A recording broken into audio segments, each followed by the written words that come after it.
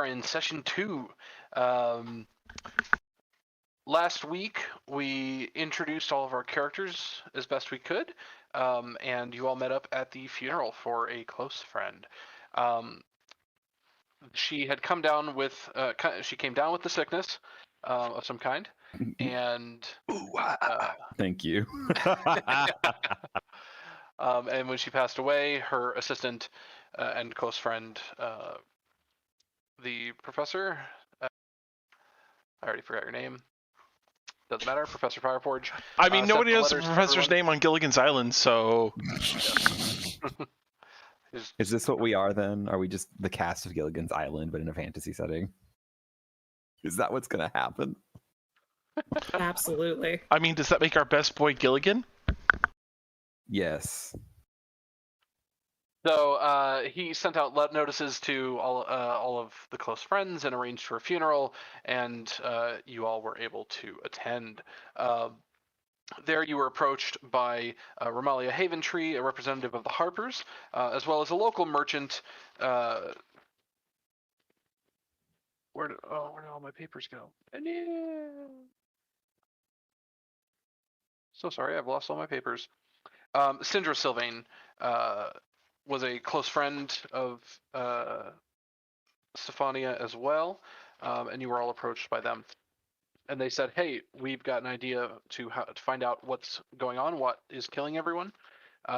We think it's related to the magic that liches use to trap souls in their phylacteries. We're not sure, but we think a lich might be able to give us a point in the right direction. Fortunately, there's one that lives within a 3-day boat ride of Baldur's Gate. So they asked if you would be willing to participate. After assessing all of the forces they had, they determined the plan was to send a hit squad into the basement of the Lich's house where they believe the phylactery is. The phylactery is the Lich's spellbook, from what they've been able to discern. They didn't tell you how they got this information, but Harpers being Harpers, they do what they do. And they wanted to send one hit squad in to retrieve it, while the rest of their forces assaulted upstairs and tried to distract her. The lich named Zaldara, Fortress, lives in the Cloakwood, south of Baldur's Gate. Yeah, so there's a battle raging upstairs as she and a bunch of undead minions take offense to people stopping by her home. And you guys have snuck in through a cave system into the basement of her home. You fought a handful of things around here. Apparently Zaldara knows about this entrance and placed warnings and traps, as well as guardians like ghouls and skeletons. So, after fighting your way through a good bit of stuff, including a room that just straight up poisons people, you have come to where you are now. I'm sure you're all loaded in, can see the map. We all remember this. We entered a room. Rotate my map. 10. We entered this room to escape the poison gas and have found it to be a small armory. A small stair leads from... Actually, I'm going to pile up your tokens so we can all just kind of see what this looks like here real quick. Yoink. Oh no, it's the traditional RPG mechanic where everybody just goes into one character sprite. Right. Hey. There's a small stair leading from from a landing to another floor just below it. You guys are on the upper floor of the landing. It's not very tall. It's like 5 foot up. Arms and armor are mounted on the walls, as well as a big pile down below. Basically, all of it's rusted and ruined. This is very old stuff, not fit for any sort of combat or even salvage. That said, up on one of the walls, among all the mounted stuff, it is all rusted and ruined, but very easy to see. There is a set of 2 swords and a shield a little high up the wall that appear not to have a speck of rust on them at all. Other than that, this room is rather unnoteworthy. There's another door at the bottom that leads elsewhere. I believe coming in, you guys also passed by a number of areas you didn't investigate, such as initially down here. Can I bring you guys? No. The game is there I found the button. the game is currently paused. Yes. Yeah. Down there, you guys decided not to pursue a door. Up here, there were some glowing gemstones that nobody wanted to go look at.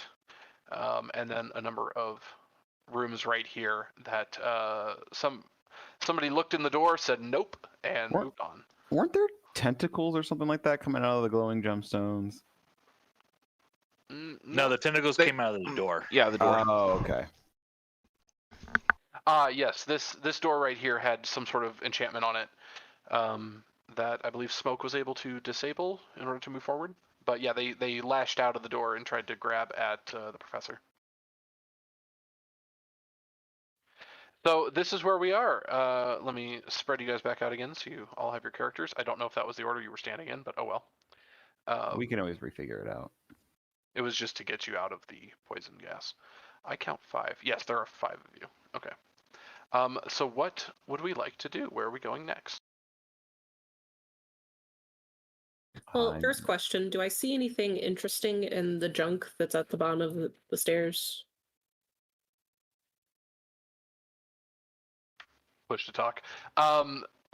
The stuff at the bottom of the stairs, no. Nothing particularly interesting. I mean, it's a bunch of, shitty spears, really rusted out chainmail with some holes in it. No, nothing particularly interesting. No. It's an old armory that is worn down. You said that there were a lot of things here were kind of like rusted and worn down, looking like I know what you just said, but there was a sword and a shield or something. Yeah, looked nice. Yeah, there's a number of things mounted on the wall, like decoratively, and those are all fairly rusted as well. A coat of arms on a sword here, a coat of arms that nobody recognizes. Is probably really old. A really cool looking halberd, where the wood on the handle is just completely worn away. It's only up there because nobody's breathed on it. But yeah, there's a shield with 2 swords behind it that don't have a speck of rust or anything. They're not very far up the wall. They're mounted decoratively. You could probably get it down with no problem. Yeah, I'll take that down and take a look at it. I would also like to investigate one of the shiny swords. Sure. Oh man, I gotta investigate. Is that what I'm rolling? Uh-oh. As the 2 of you walk up to it, what am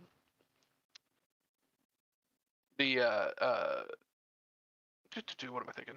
As you 2 walk up to it, you take the shield down and kind of start looking at it, and it's shaped rather interestingly. It doesn't look like it'd be necessarily any better or worse for normal combat, but it seems like it might be really good at, say, deflecting arrows or crossbow bolts or something. And as you reach up and grab one of the swords to pull that down as well and take a look at it, you put your hand around the sword, around the hilt to pull it down, and it wiggles and jerks itself out of your grasp. Oh. Roll initiative. It's a mimic. Nope. It's a flying sword or an animated sword. Oh. Did you say roll initiative? He did. Yep. Is that where it's going to be? Oh no, there's multiple ones. Never mind. Yay. And my initiative I was caught surprised. The shield does not animate. That's just in your hands. Oh, that's good. Since it's in my hands, it's now going to be what I'm equipped with at the moment. The ceiling of this room is about 10 feet up from the upper landing, so it's about 15 up from the lower landing where Smoke is. The swords are floating. I'll measure it from down where Smoke is, so they're floating about 10 feet up.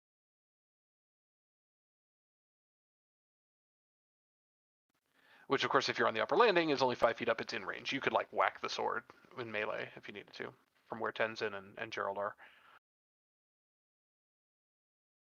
Tenzin's gonna shoot a look at our good old priest and kind of just eyeball him and then slap his bicep real angrily,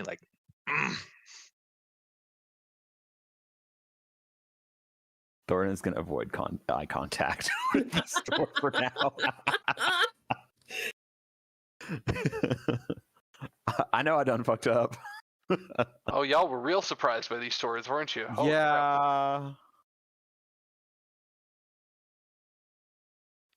Yeah. They're each going to take a stab at, let's see which one goes first. This is going to take a stab at Tenzin, and the lower one is going to take a stab at Gerald. Let's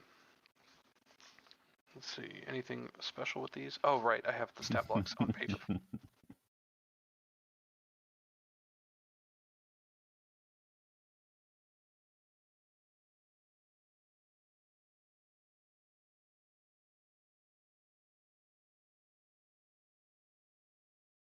So sorry, Smoke, I didn't mean to move you around. I'm still fighting with push to talk because it keeps putting tildes in any chat box that I go near. Okay, so Tenzin, that is a 20 to your armor class, and Gerald, that is a 16. That hits me.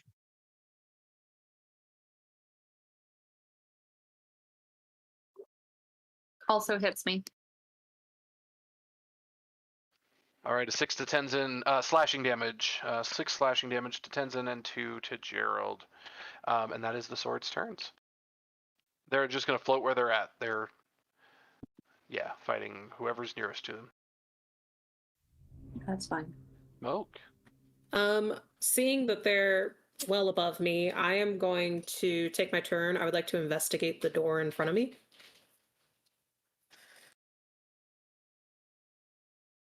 Trigger the next room. Trigger the next room.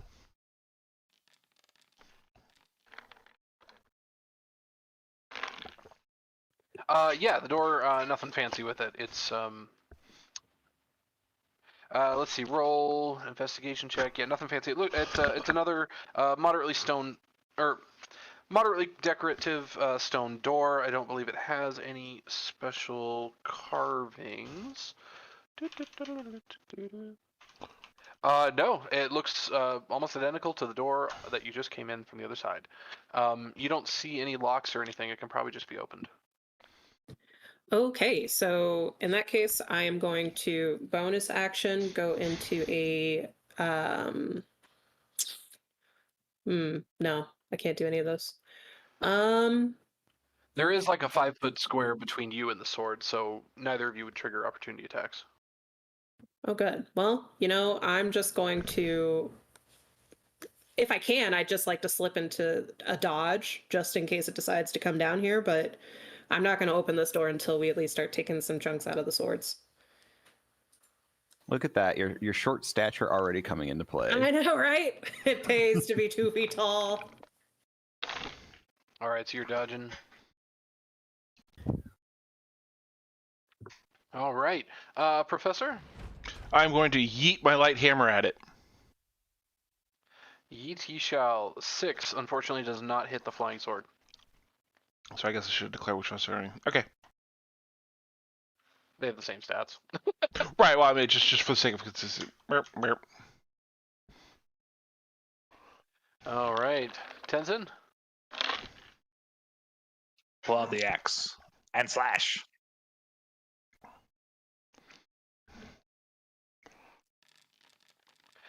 Crunch. You take a nice chip out of the edge of the blade, and it kind of wobbles in the air.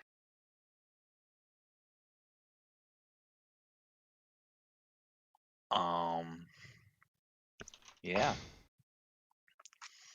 Yeah, we'll hold on to that. Call it good. Awesome. Gerald? I am going to hit the same sword that Tenzin just did.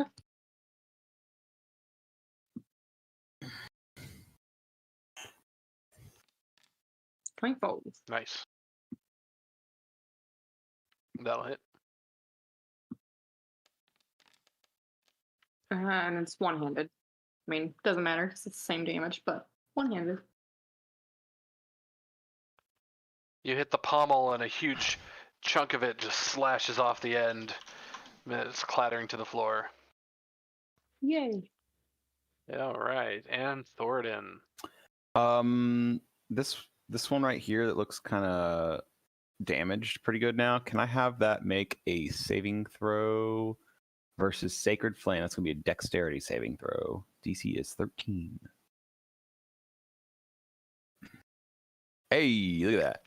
Very nice. 4 radiant damage. Good job. And I'm going to hold position. The radiant damage hits it, and it slams it down into the floor where it just clatters motionless. Yes. That's 1 down.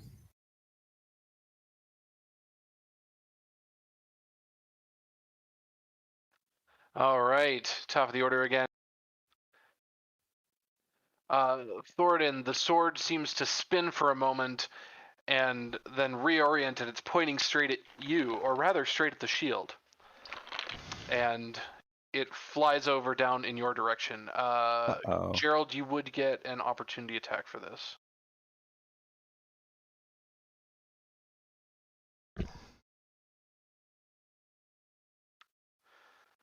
If you'd like.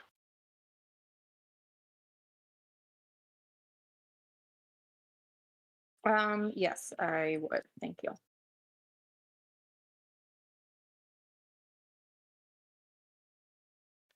$13.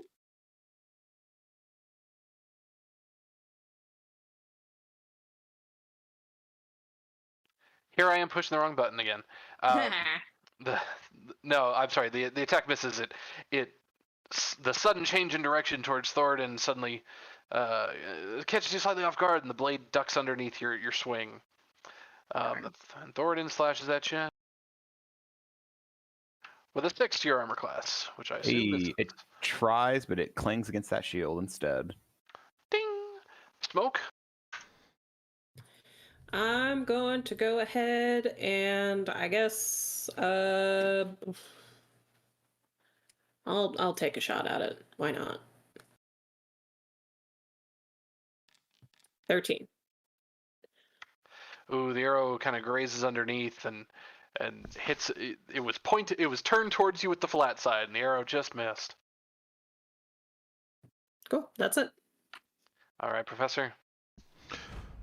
It is in melee range, if you'd like. Well, then I'm gonna stab at it with a javelin. Nice. Ooh. Nice. Ooh. That'll do. Boom.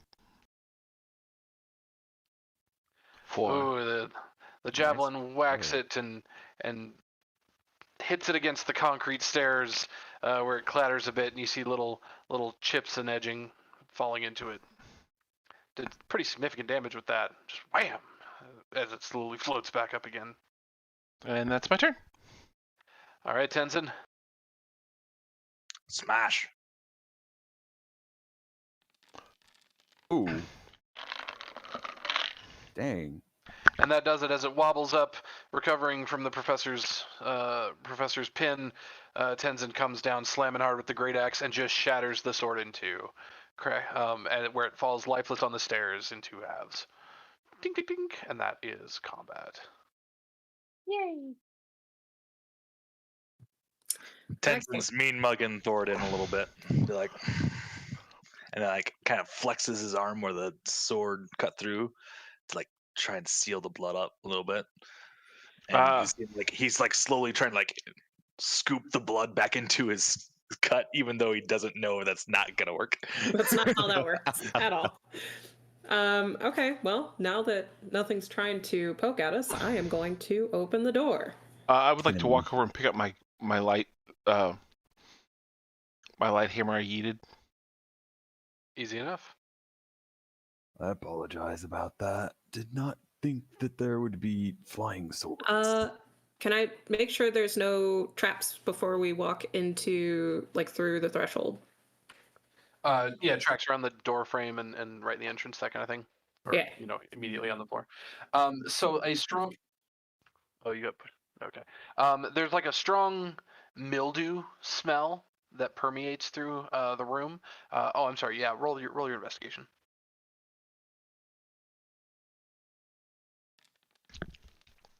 Lovely. You see lots of like green algae growing on the walls and the floor and the ceiling. It's growing like moss from cracks in the stonework. In the center of the room, there's a big steel trap door, which actually you can see that in the artwork. And there's a skeleton that lies on the floor with like its hand caught in the closed trap door. just laying there with his hand trapped. Other than that, yeah, strong mildew, a little bit of moisture in the air, lots of algae growing in here. Otherwise, the room appears pretty empty. No obvious traps or anything walking into this room. Forward.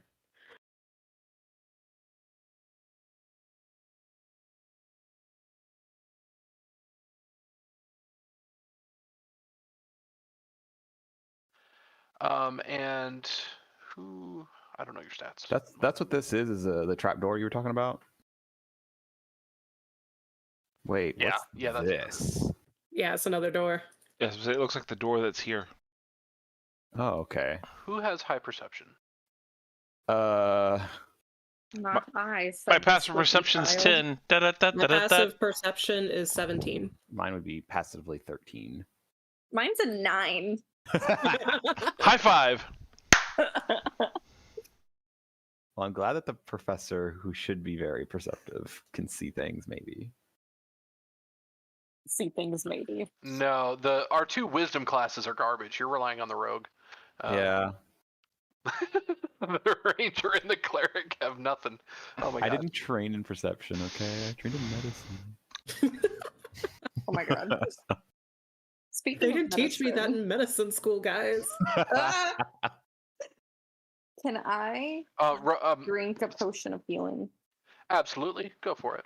Okay. Wait, you have a potion of healing? You gave us Yeah. all one. Give us one. Ah, that's right. I can't be expected to remember these things. I just run the world. Smoke, as you pass through the room, your eyes are scanning. You were checking for traps, checking for everything, looking over. Oh, there's this weird kind of trap door, and you do spot ever so slightly like the corners of what looks like maybe a pouch, some sort of cloth, that's being held by the skeleton in his hand, but it's just peeking out, also trapped underneath the trap door. Like the skeleton reached in and grabbed it and then got stuck. But he's holding some sort of pouch, it looks like there's probably a pouch or something right near his hand where it's trapped under the trap door. It's a big steel trap door. Just thrown out there. There's a pouch. Is there a way for us to open this trapdoor? The trapdoor itself, it's just got a little handle on the top. You could just turn it. I like to imagine it as kind of like a submarine door. Okay. I know that's not really a thing in this world. Otherwise, over here is another door to another area.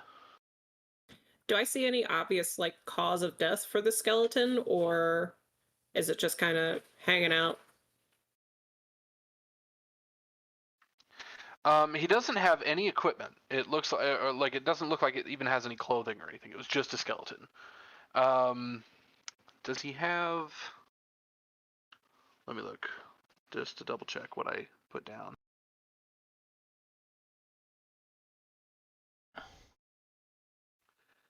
No, I'm sorry. He does have a little bit of clothing, like an old shirt, just kind of looks like it's mostly eaten away.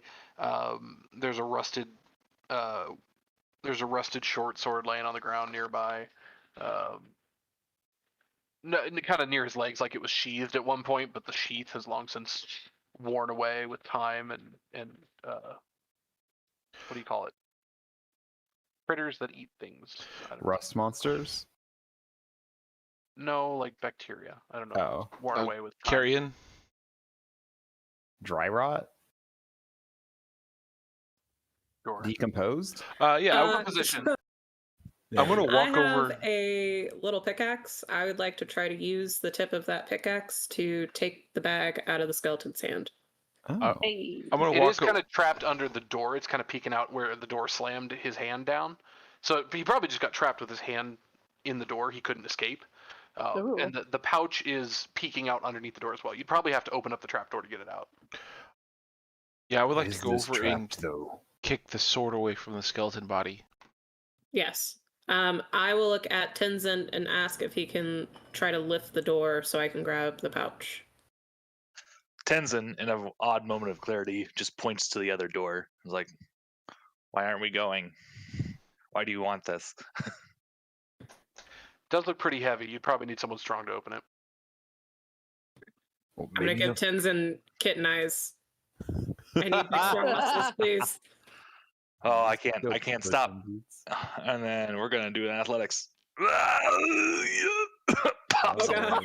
I use guidance. You get an extra D4.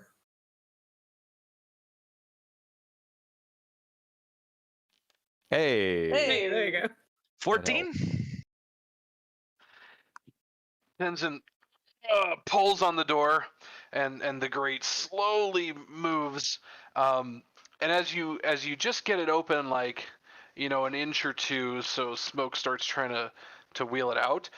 Suddenly it's like it gives way, and the trapdoor springs backward in your hand and just opens up completely. Standing straight up, 90-degree open. And you hear the door behind you slam shut. Uh-oh. As then water rushes into the room through the trapdoor, just spraying upwards, slowly filling the room. Ah. Excellent. So I'm gonna grab the pouch real quick, and I'm gonna make for the other door. Wow. You mean this one I'm standing next to? Yeah. Hey. And to keep things mildly interesting, and you're not standing on Thoridne, because in that moment, the skeleton starts to move as well. Let me drop one on the ground, because, hey, this is intended to keep people out. I was absolutely going to bash the skeleton's skull before you even touched anything, and I should have. Man. I was thinking it too, and oh well. He doesn't have a weapon. That's also helpful. We rolling initiative? Oh yeah, let's roll initiative, shall we?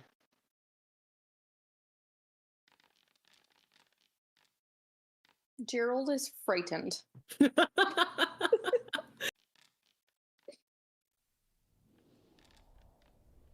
Nice. Wow, that's your second crit for the night. Where are these on Friday night? Don't worry about it.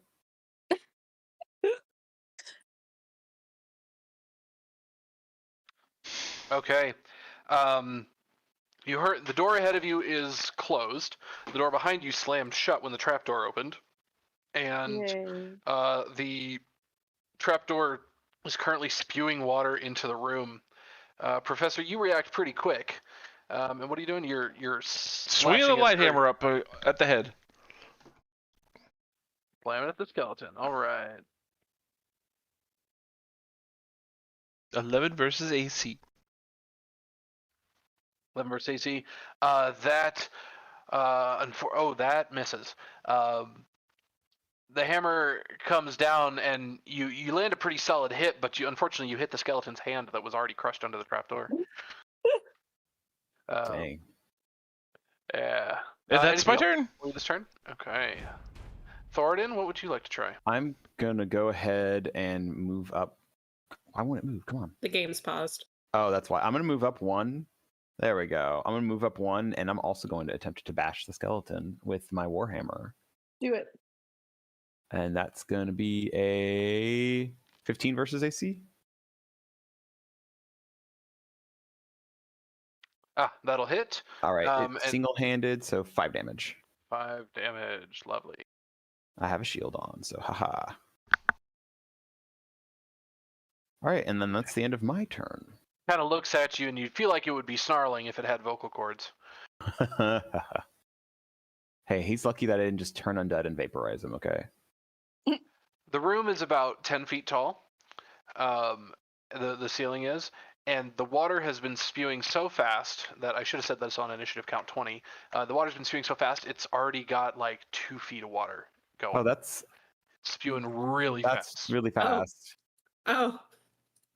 Dumb ways to die. Smoke? Yeah. Excellent. I'm going to really bonus sad. action disengage.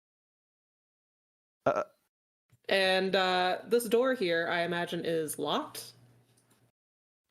Lightly pushing on it, yes, it seems to be locked. Is there a lock mechanism? Did you say kick it? I have -2 strength. No, I said pick it with a P for Paul. Okay, I was about to say. Yes, tiny cat kick the door. Exactly. Is there a way to pick the lock, or? It will take your action, and this lock looked complicated, but you might be able to do it. I believe in you. Okay, and it's my thieves' tools, or is it sleight of hand? What do you want? It would be dexterity plus your proficiency for the tools. Katie, how did you do it in D&D Beyond? There is the You can just click on the thieves' tools, Mhm. and it'll do all the math for you. 13. You've made some progress. You feel like you're learning a little bit about the inside of the mechanism. It hasn't opened yet, but you're like, oh man, this is a special lock in here. As you're going at it. Excellent. And then I would like to, for clarity's sake, I will stay on this square, but I have jumped onto Thoridne's shoulders because the water is deeper than I am tall. Oh no. Wet cat. Exactly. I would also let you have reasonable climbing, but that would take your hands, I suppose. Yeah. All right. The skeleton lunges forward, and I'm going to have him end up. Well, shoot, I don't want him on the trapdoor. That doesn't particularly matter. No, that's fine. We can leave him there. He lunges forward and tries to grab at the professor. So, Jason, if you can make me a acrobatics or athletics, your choice.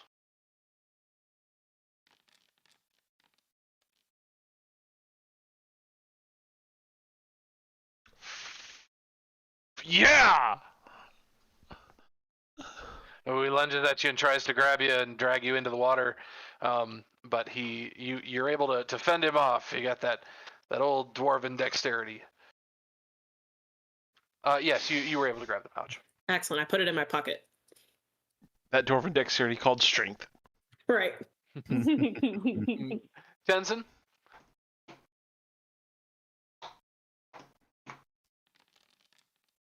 So There while we he's go. Ooh. lunging at the professor, Tenzin pulls out the great axe and almost one-handed swings it around and like hooks it under his leg and yanks him backwards to then chop at his head. Oh, Boom. he's dead. Nice. Good work. You slam it to the head, and he goes scattering across the floor down this direction. Mhm. And then I'm just going to remove his token. Tenzin's going to get over the trapdoor, and he's actually, it's good. I don't have my action to do so, but he's going to ready himself, and he's going to try and push the trapdoor closed if he can, and start doing that. Okay. I'm going to have you make a check, but it'll be on your next turn, because just for the timing of this. Yep. But Tenzin has clearly signaled his intent to do something, so y'all can do with that what you will. Gerald, what sort of panic are you in?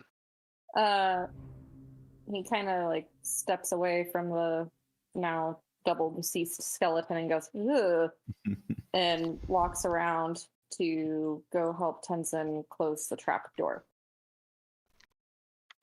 All right, Gerald with the help action on Tenzin's next athletics check to close the trapdoor. Cool. Professor, anything you'd like to do? Well, seeing as how those two are going to take care of the, what I'm assuming is the problem child of that door. Gonna put my light hammer back on my hip, unhook my big sledgehammer, and head over here to this door, and let one good swing go with it. Oh, just attacking the door. Okay. Yeah. Yeah, go for it. Make your attack.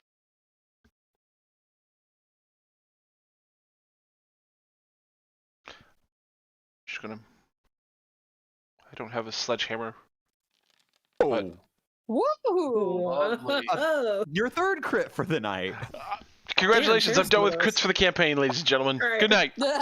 Just dumped them all into the first or the second session. Got it. All right, I made a note of that. It makes a nice big dunk. Some of that stonework chips away. Nice big chunk out of the door, actually. The door is still standing and blocking water, however. Is there a crack in the door now? You've done some nice damage to it. Not enough to let any water through, but I'm sure if you kept slamming at it, eventually you'd break clear. Yeah. Okay. All right, we got 3 different approaches going on here. The water is rising fast. It's coming up on 4 feet high already, which is getting pretty high up on all you dwarves. But Thoridne, what would you like to do in this instance?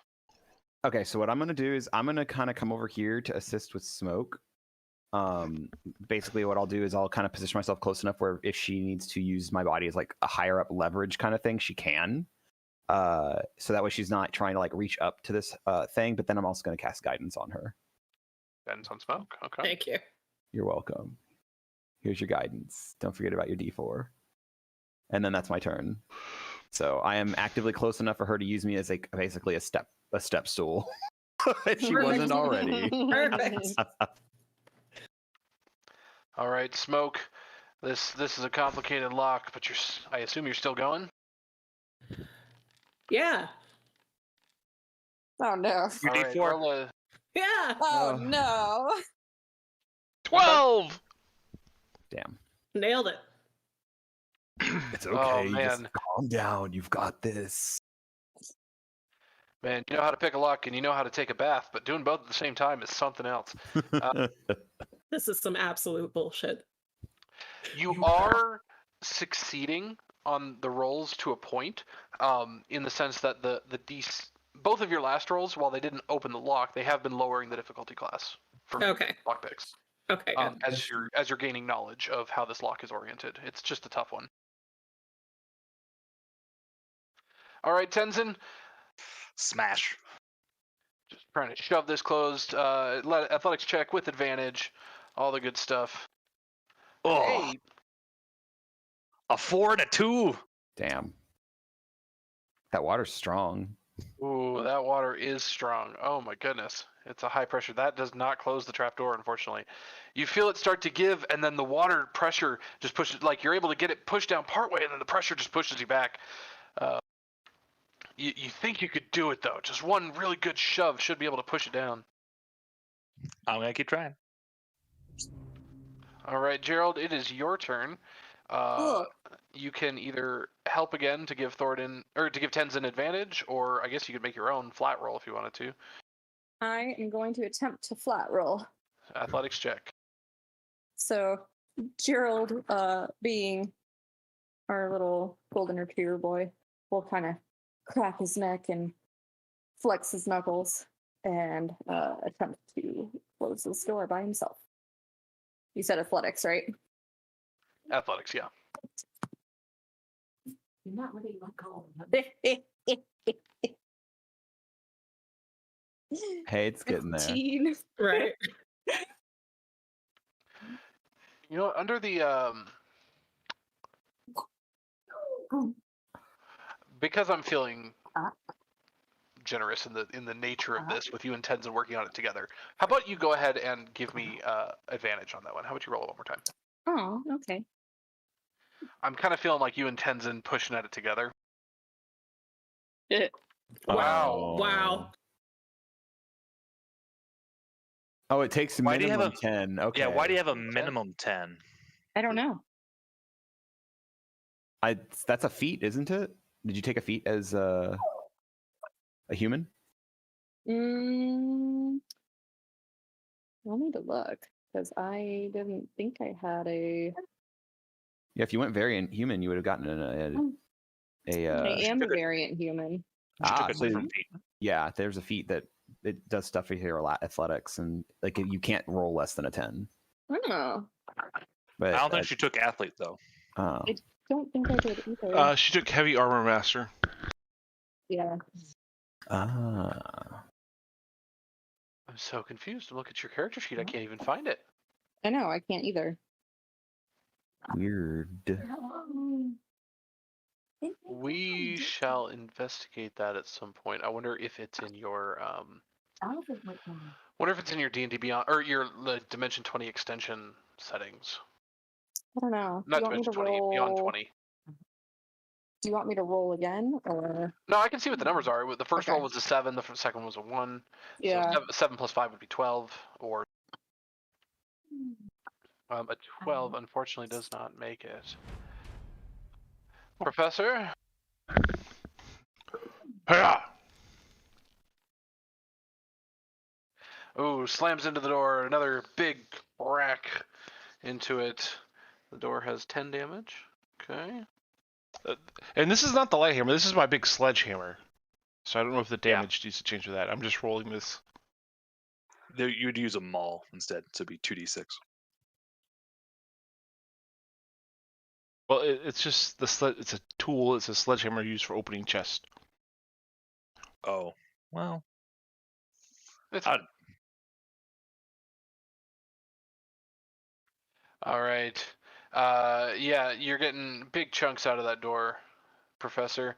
As you're just putting cracks in it, a little bit falls away. Oh, water's getting real high. You guys feel yourself ever so slightly starting to float.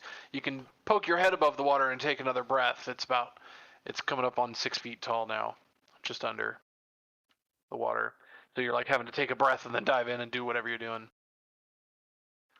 Thoridne, Cool. what would you like to try? All right, instead of giving guidance to Smoke, I'm just going to assist so that they have advantage on their next roll on this door.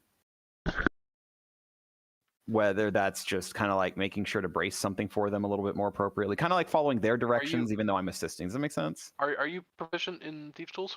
No. Are you saying I can't help her with this? I don't think you'd be able to take the help action on this one. Okay, then I have to do guidance. So you get guidance again. Guidance. All right. Okay. That's the best I can do. Totally fair.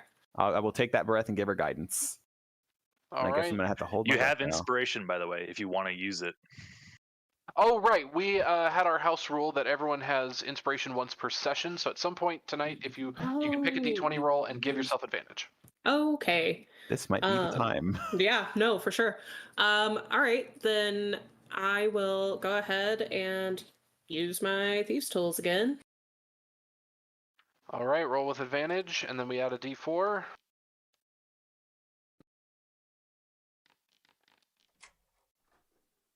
Uh-oh. I mean, that's good, but also there's a lot of water in here. And the water rushes out the door as it goes down the hallway. I'm assuming Smoke and Thoridne get at least washed out.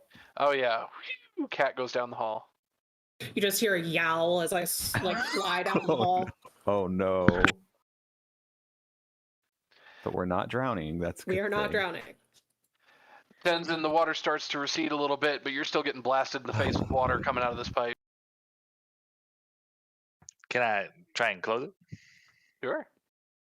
Yeah, do the same thing. You and Gerald are going at it. I'm just giving you guys advantage for this.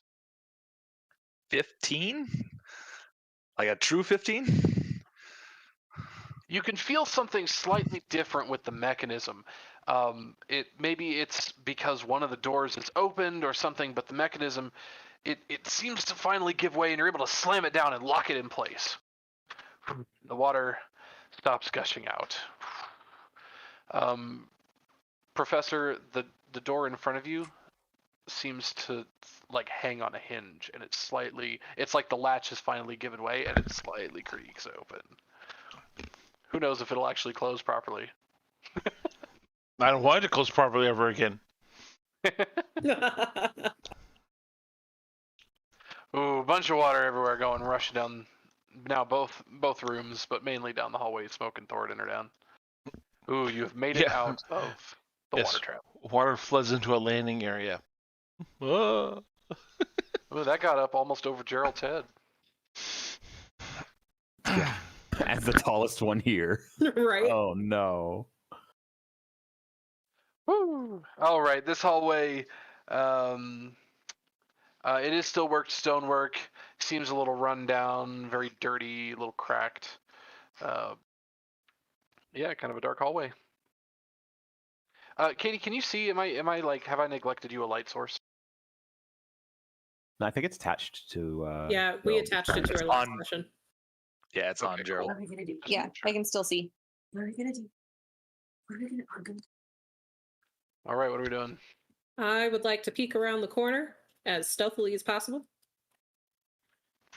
All right. You see a bunch of doors. You see 5 iron doors that line the path. And coming from one near the end of the hall, you hear like a terrible banging sound. Wait, which end of the hall? The end of the hall. Which one has the banging? Why do I feel like the book is like right here? That'd be great if there was an entrance right there. There is Well, an there entrance. is. There was, We yeah. have to go back upstairs and through there. Oh, through the poison room? It might be. That's why I was saying. I think the book is probably right there.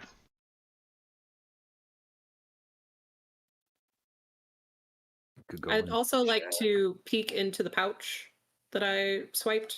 And see what's in there. The banging actually comes from this one closest to you on what would be Smoke's left. Okay.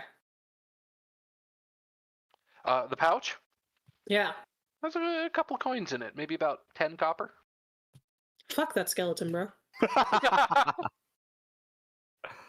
Oh man. Congrats, you can add 10 copper to your character sheet. I will. Gladly. Tenzin puts his hand on your shoulder and holds out his hand come on. I'll give him 2 copper. I think he wants the pouch. You see him, you put the 2 copper in his hand, he doesn't stop moving his fingers. He's like, keep going. Uh-huh. I look at Tenzin, I'm like, you don't want me to share it with the rest of the group? He'll lift his shoulders and shrug. I throw the pouch at his head and walk away. He picks up the pouch and puts it on. I would say, were there any coppers in the pouch when you threw it at him, or just the pouch? No, there weren't. It's just an empty pouch. Oh. Okay. It's okay. When Tenzin's sleeping later, I'll slip some coins under his pillow. Tooth fairy. I didn't break any teeth though. I can arrange for that. So I would like to quietly, just walk down and inspect, see if they notice any difference from the outside of the doors, like temperatures or anything like that. Sure. So these are big iron doors. Pretty obviously some sort of cell block. Like maybe this was an old prisoner holding area for whatever the keep was up above before the Lich took over. You see 1, 2, 3, 5 doors, and there's some sort of mild banging coming from this one here. The rest of it appears pretty quiet. And at the far end, we'll just walk you down to the end. At the far end, you see a 6th door here, which has. Where's the description of it? I believe it's a big carving. It's another decorative door, like the one with the Kraken design that tried to throw tentacles at the professor. This one has a big skull engraved in it. Yeah, just a stone door with a big skull. I would like to. First of all, I'm going to run back and tell the group that. So let me do that. And I tell them what I found. And then I ask where the hell the professor went.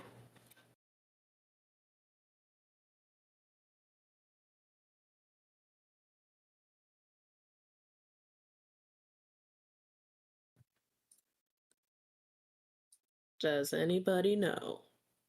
I don't know. I don't say this, but I don't know. Tenzin shrugs. Oh, okay. Well, how are we looking on time? What is time looking like? Just to confirm, Jason, you're being quiet, right? You're not muted? Yeah. Okay, just making sure.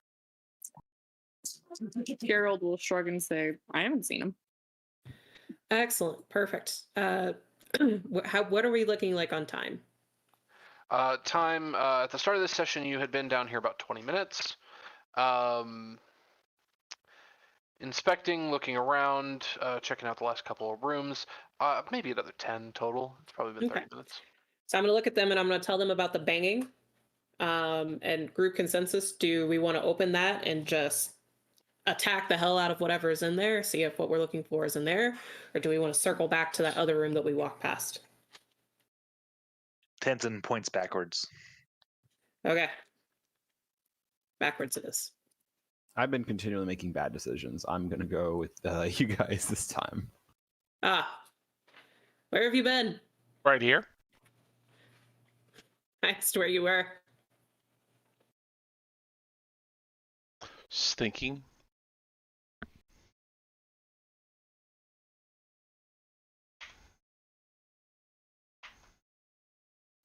Do I see any traps or anything like that on this door? Isn't this room filled with gas again? Pretty sure. Yeah, this is the room filled with gas. If Gotcha. when you come in here, if you can make me a Constitution save, please. This is against poison, right? Against poison, yeah. Ooh, advantage for dwarves. I'm gonna actually wait right outside the room while I wait for these people to do this. 'Cause we don't even know if there's anything even worth. Strictly speaking, this save has to be done every round, so it's like every 6 seconds you're going to be making this con save. So I don't know how much time you want to spend in this room. Fling the door open. However long it takes for them to open the damn door. Yep, I'm just waiting for Nathan. All right, this room. This door. I have info about the room beyond it. I'm trying to find the info on the door itself and just make sure that there's anything special. It's another stone door. I don't think this one has any particular decoration. It's rather unadorned, like the ones leading to the stairwell here or leading to the armory room. It's not a very decorative door, but it is made of stone.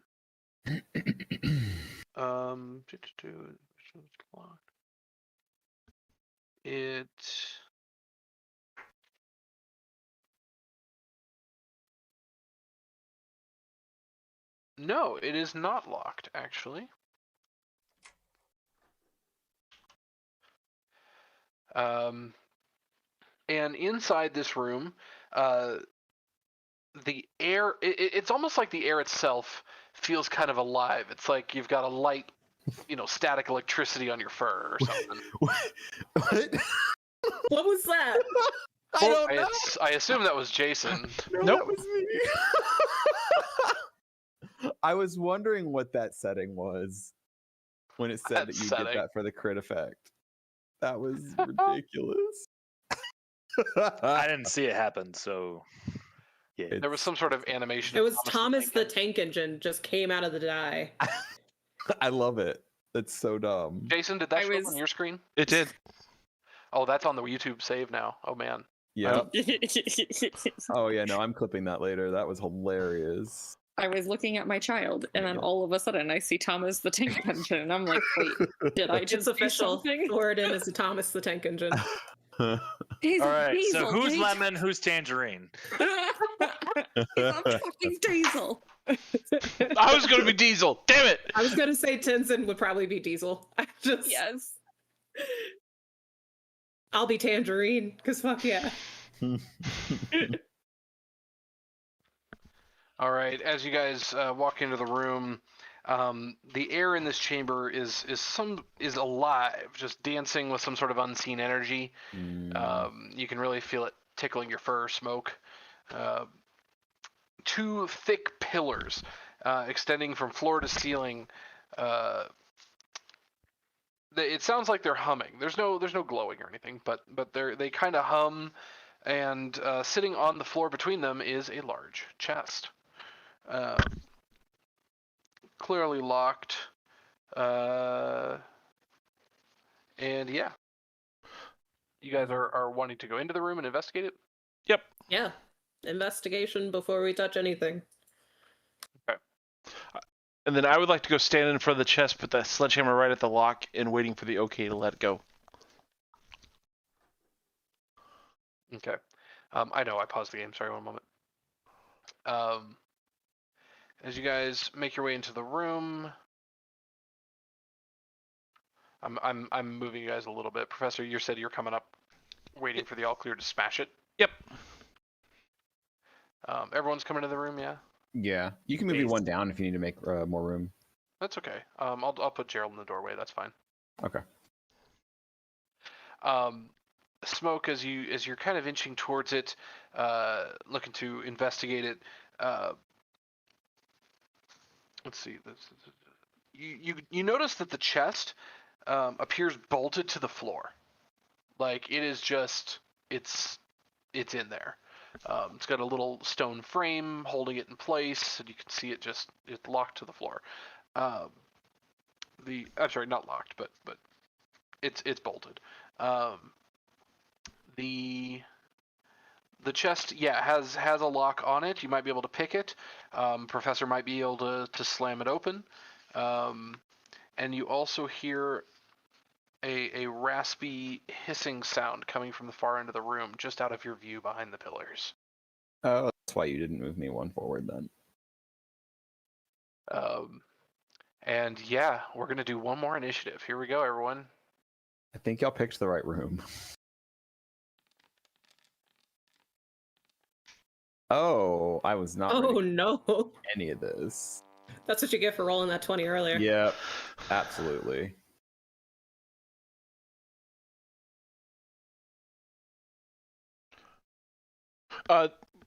Is this chest made out of wood?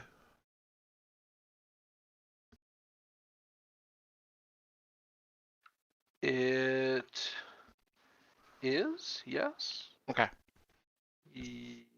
No, it's an iron chest. I guess that means there's some wood in the design, but it's a lot of the crisscross iron bars. It's primarily iron. Okay. Yeah. I have a pickaxe. That's why I was asking, because it's going to determine how I apply pressure to it. Gotcha. Yeah.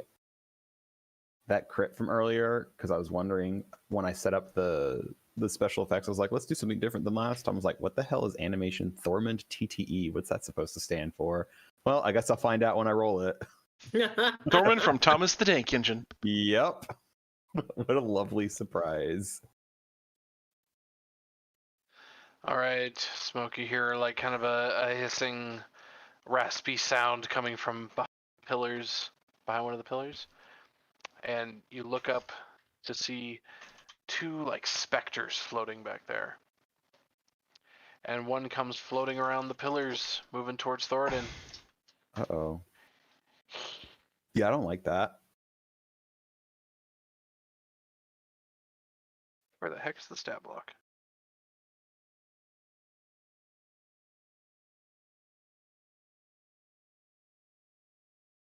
Ah, there it is. Yeah, these ghostly specters coming at you. And it reaches out to grasp at you, Thoridne, and makes a spell attack. Here we go. Spell attack? What? That's a miss. A 14 to your AC. Yeah, no, I block with that nice new fancy shield that I picked up. Oh, so you put it on? Yeah, that's since it was in my hand. I guess that's what I'm equipped with right now. Cute. And that's the one. It comes at you, just tries to grab at you, and the shield blocks it back. Smoke, what is your reaction? I'm gonna try to unlock this chest. Oh, just going right for it. Okay. I absolutely do not. No. Yeah, if you can make me a dex save. Sure. Uh-oh.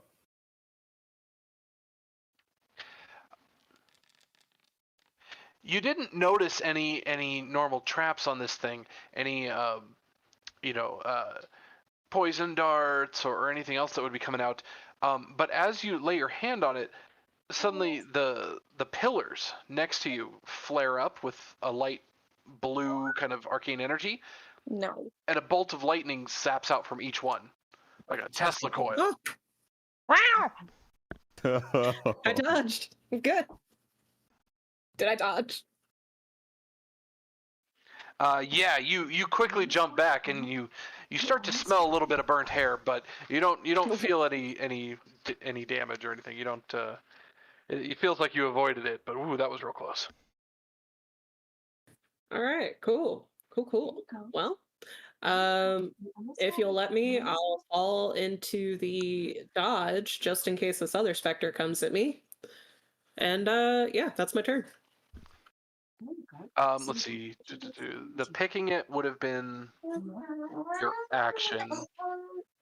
Bonus So action I don't dodge. think you can bonus action dodge as a rogue, can you? I think that's a monk thing. Probably. Yeah, it's dash, disengage, or hide. Well, in that case, bonus action, I'm gonna hide behind Professor Bimbus's legs. Huh. You could leave the room. Damn. Leave the room and go breathe some more toxic poison. Right. I'll take my chances, I guess. This is lame. You could probably jump over the chest if you wanted to without touching it. No, I'm good. I'll strengthen numbers. I'll stay right here. I'll say the other way is you could probably leave through your allies, but well, maybe. Yeah, 5, 10, 15. It'd be right. You'd just barely get past Gerald. Yeah. They're also gonna have a fun time getting into the room. Yeah.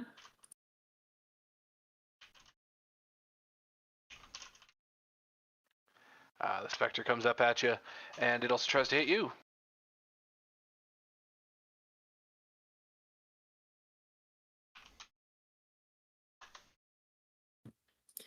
Yes, that hits.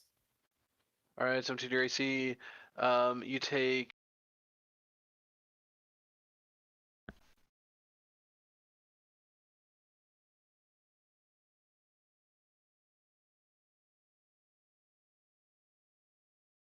Well, that was a crappy roll. Okay, you take 7 necrotic damage, and please make a con save. Yay.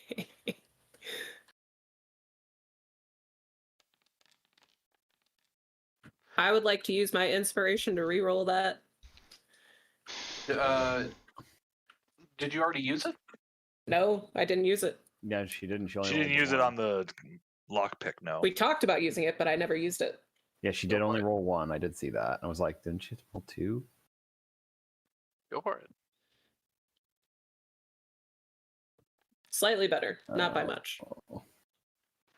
You feel the specter kind of drain away some of your energy, and you feel really tired, and your maximum HP has been reduced by 7. Yay.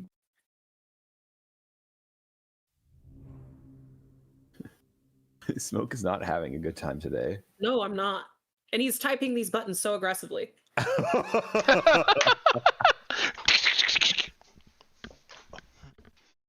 Gerald.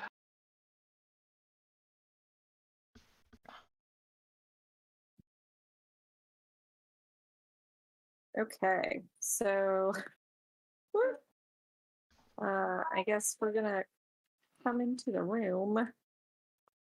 The specter, by the way, is as spooky as it is. It doesn't look very solid. You could probably move through it. I don't know if I would want to.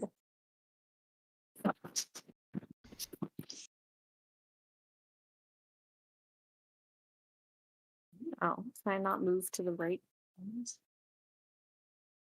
Yes. I guess I don't No, have we're a along a choice. wall. Yeah. Oh, nice. Okay. I guess I'll move through the specter and take whatever damage. All right, what are you gonna do? I'm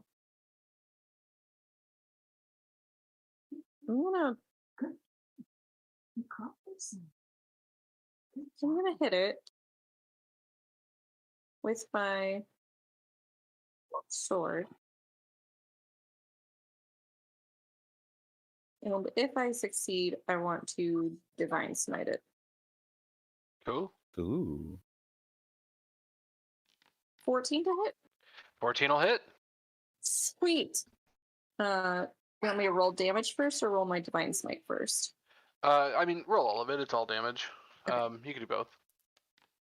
So there's 9 slashing. And then...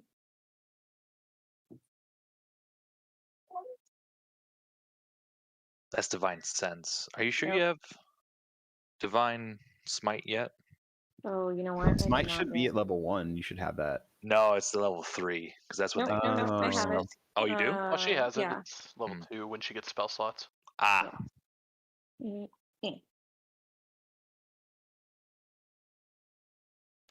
There it is. Ooh.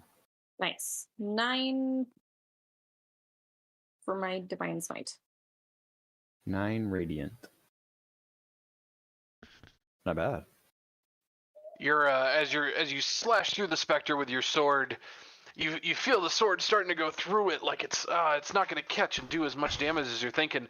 And with that, you're like you channel your resolve and go no, and flood the sword with the radiant energy, and that definitely catches.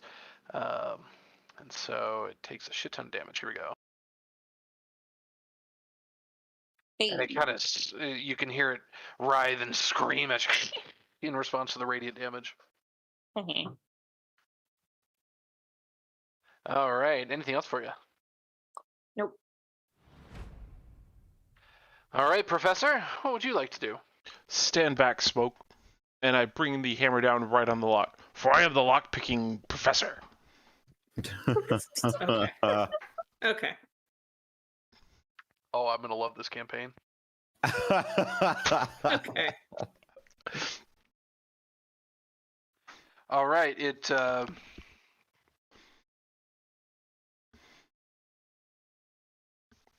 Oh wow.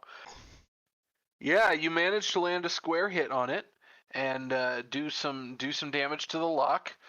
A couple more of those, and it might just bust open. If you could make me a dex save, please. Genuinely, you did damage to it. Uh-oh. Well, it was a 20 for a split second. And inspiration!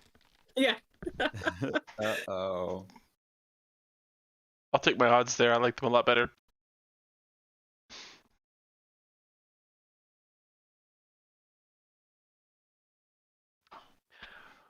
Oh, as the sledgehammer goes into it, the bolts. Let's see.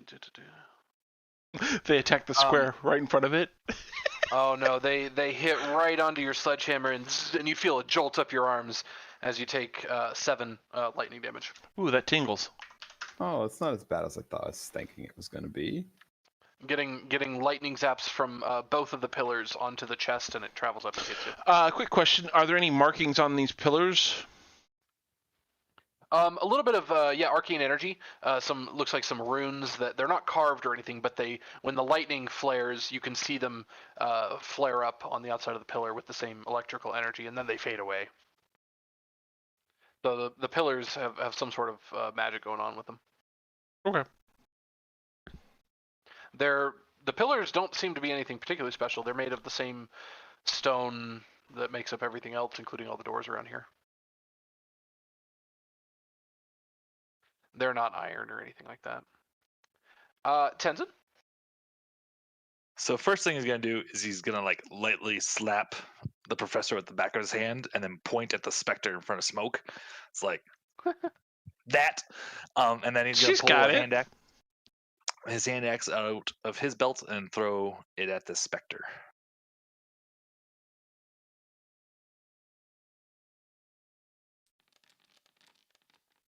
Only 5 damage.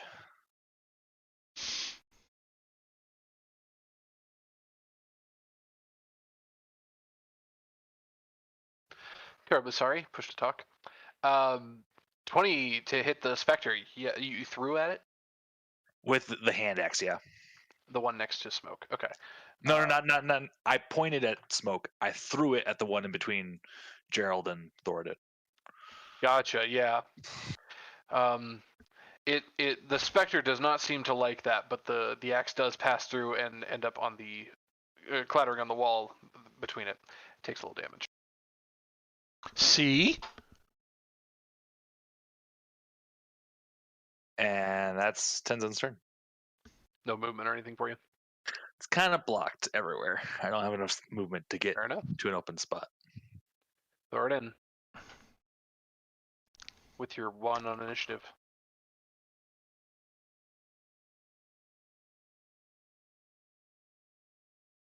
Zach, are you muted? No. Oh, sorry. No, I was just not paying attention as much as I should have. Sorry.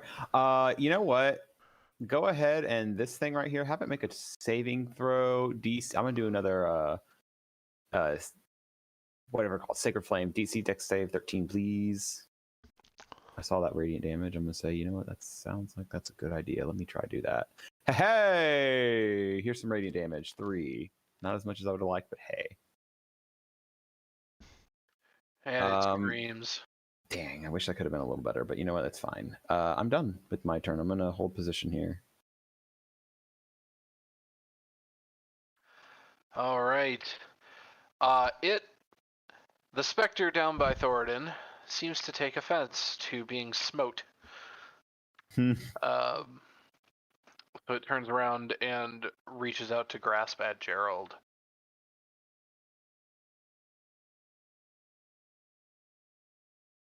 With a 9 to armor class. Which I assume misses the Paladin. Yes, that misses. And it will...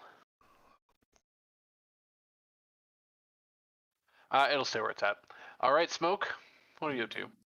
So after the professor hit the lock, does it look like it'd make it easier for me to get it open or harder? Most definitely harder. I would imagine. At the moment, not necessarily one way or the other, but I mean, it might be hard to go back and forth with him ducking in like, hey, I'm trying to pick it, while he slams his hammer down in your head. So you guys might want to pick one or the other. But yeah, I mean, you can try it again. You get one more chance. well, when you say it like that, why would I refuse? Okay. Hold on. It's Dex plus proficiency. I'm just loving the image, the marrying between turn-based things versus real-life things. Like, you're trying to pick it, and he's slamming a sledgehammer right next to your head. 17. Lightning bolts raining down. Right.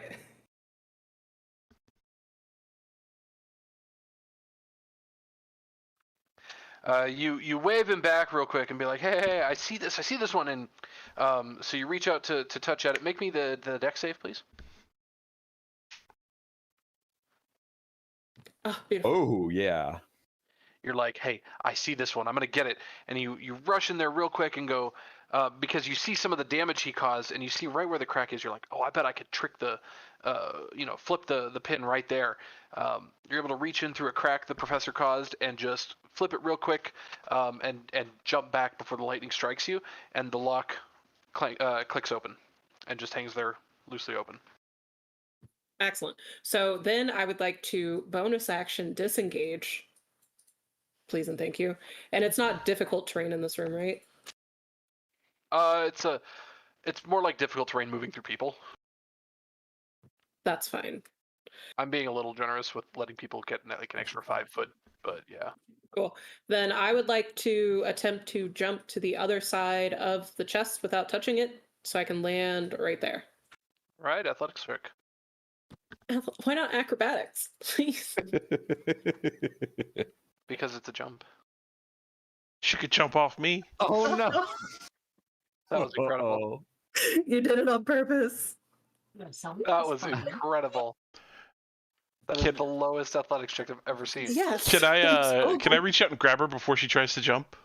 I don't even think she actually, her feet left the ground. I don't No, think she tripped and face planted into the chest. Jason, unfortunately not, because she disengaged. Yeah, I know. Well, that didn't work like I planned, so I'm going to just... No, I didn't say it didn't work. Oh, okay. You're able to jump just fine. The check was to see if you avoided touching the chest. I did not. So in that case, you take... You just drag your whole body across the chest. 7 points of lightning damage. Damn, I don't even get to try to dodge it? I mean, you did. That was the athletics check. Oh, I'm sorry. You're right. Dex save. You're right. I missed a roll. Okay. 3 damage. I'll take it. The chest was too tall. The Spectre doesn't even care. It's just moving through, trying to scare people out of the room. And it comes up on the Professor.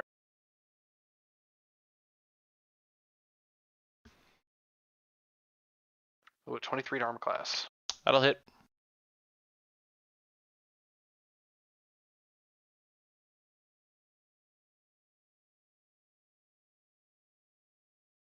That is 6 necrotic damage, and a Constitution saving throw, please.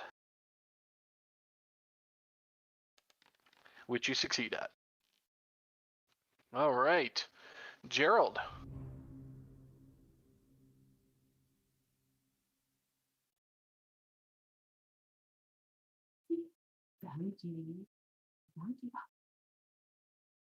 Okay.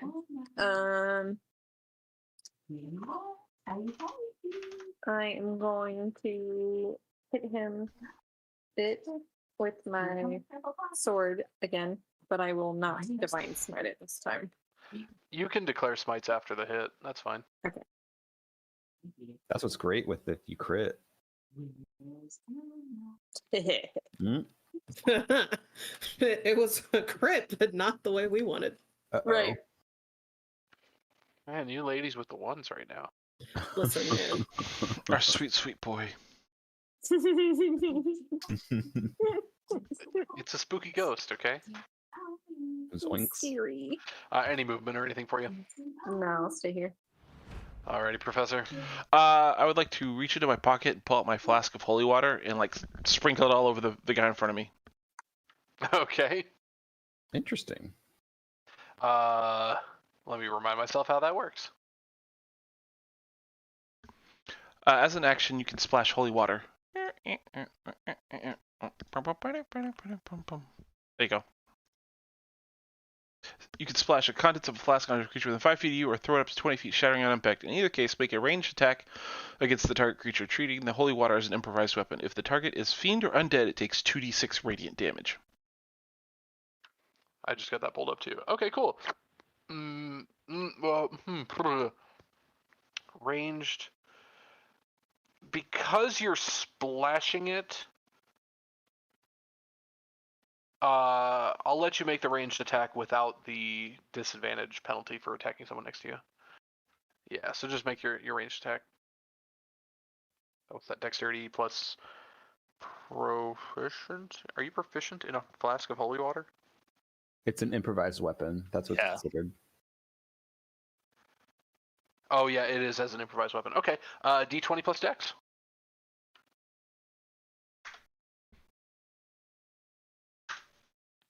Oh, not bad.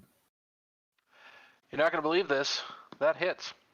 Hey! All right, 2d6 radiant damage. The power Lovely. of Christ compels you. This is the one next to you, right, Professor? Back, you foul beast! Oh yeah, that gets it. It is not like that. It's like the holy water doesn't even pass through it. It just catches on the specter and kind of sizzles there before dripping to the ground. All right. Anything else for you? Any movement or anything? Yeah, I guess I'll move through the guy's square and get on the other side of him. Sure. Doesn't work for all enemies, but I mean they're ghosts. So Yeah, that's kind of what I figured. Alrighty, Tenzien. Seeing the pathway has been cleared.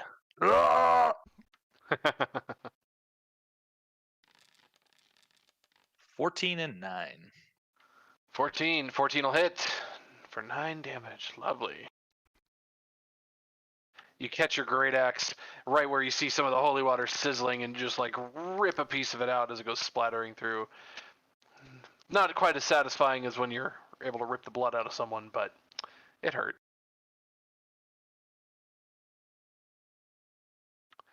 All right. Anything else for you? Bonus action or anything? Nope. All right, Thoridne.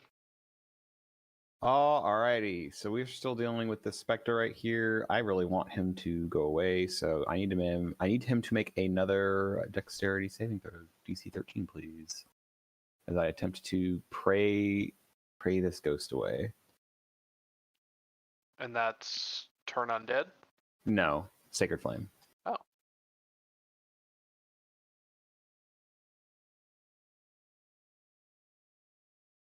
Hey, 3.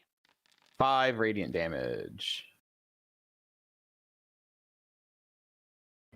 Nathan, you didn't hit your button. And with that, the ghost fades away. Hooray!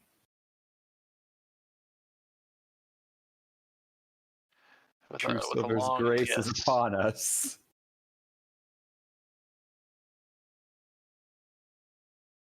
All right. Anything else for you? Bonus action? I'm gonna Movement. move. I'll move one this way so I can just get a better look at what's going on.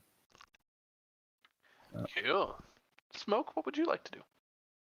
I think I'm just gonna, try to shoot at the Spectre that took a chunk out of me.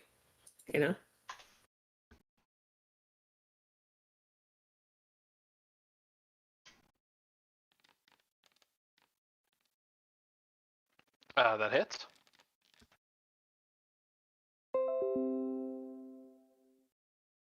Sneak attack. Exactly.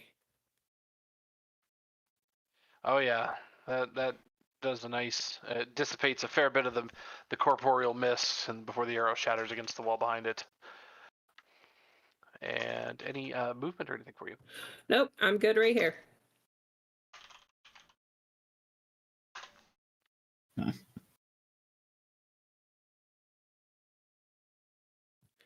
What?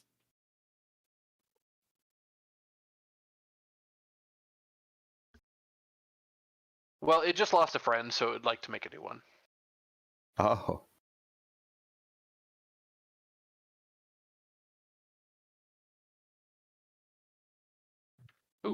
17 armor class smoke. Yes, it hits. Ow. oh no! It went to go pet the kitty, and the kitty doesn't like it. No, I did not. Kitty did not give consent. Oh my god. Angriness. I'm down. And if you can make a con save for me, please. Which you succeed. Good. Perfect. Thank you. Oh, Smoke goes unconscious as the Spectre sucks some life out of her. Gerald. I will use lay on hands. All right. Yeah, that's right. Heal that Spectre. Yeah. No. Oh gosh. That's how it works in 3.5, right? Cure wounds would kill a ghost. Yes. Oh, seriously? Yeah, it's pretty great. That's kind of cool. Okay. So I will give Smoke 3 hit points back with lay on hands. Thank you.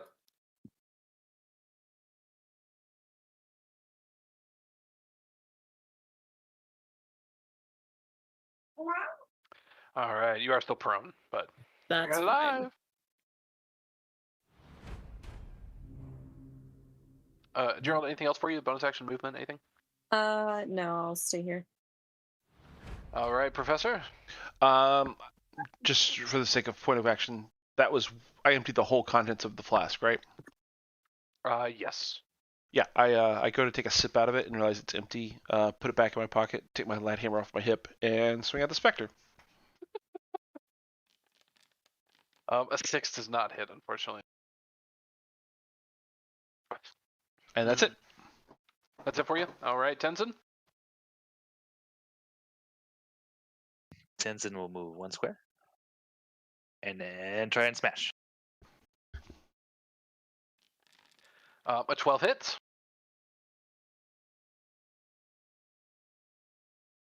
Oh, this ghost is looking pretty bad now. Anything else for you? Nope. All right, Thoridne. It sounds like there's another ghost over there that just dropped the cat. Well, the cat looks like she's awake, so I'm not going to worry about her. But I do see this specter just a little bit, and you know what? The power of Brennanar's True Silver worked so well against that last one. I'm gonna, recite an incantation from her dogma. So I would like it to roll a DC 13 saving throw as I do another Sacred Flame on it, because that seems to be working real well against these things. Wow, it is. I don't think you've missed yet. Jesus. Hey, look at that! The power of God and anime on my side.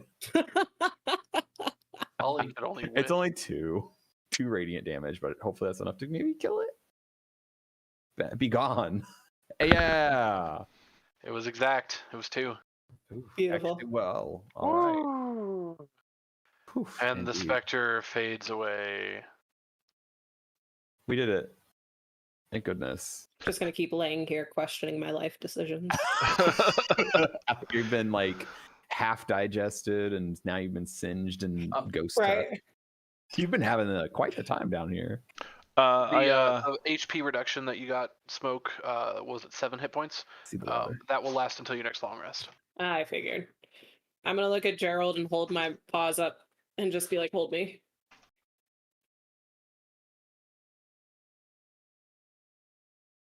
Oh, Gerald will pick the kitty up and cradle her in his arms and scratch right behind her ears. Tenzin will look back at Fireforge and shrug.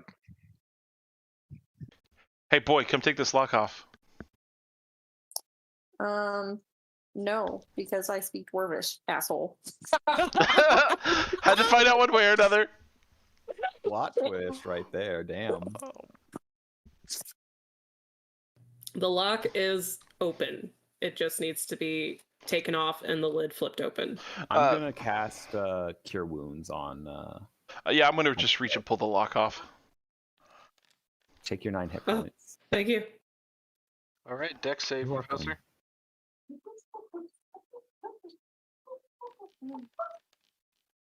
That'll do it.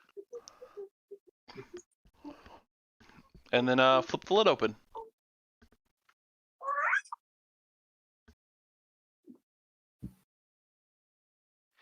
Inside, you see a number of papers, scrolls, a couple of books, and what looks like a smattering of coins, maybe about 200 of them. Basically all gold.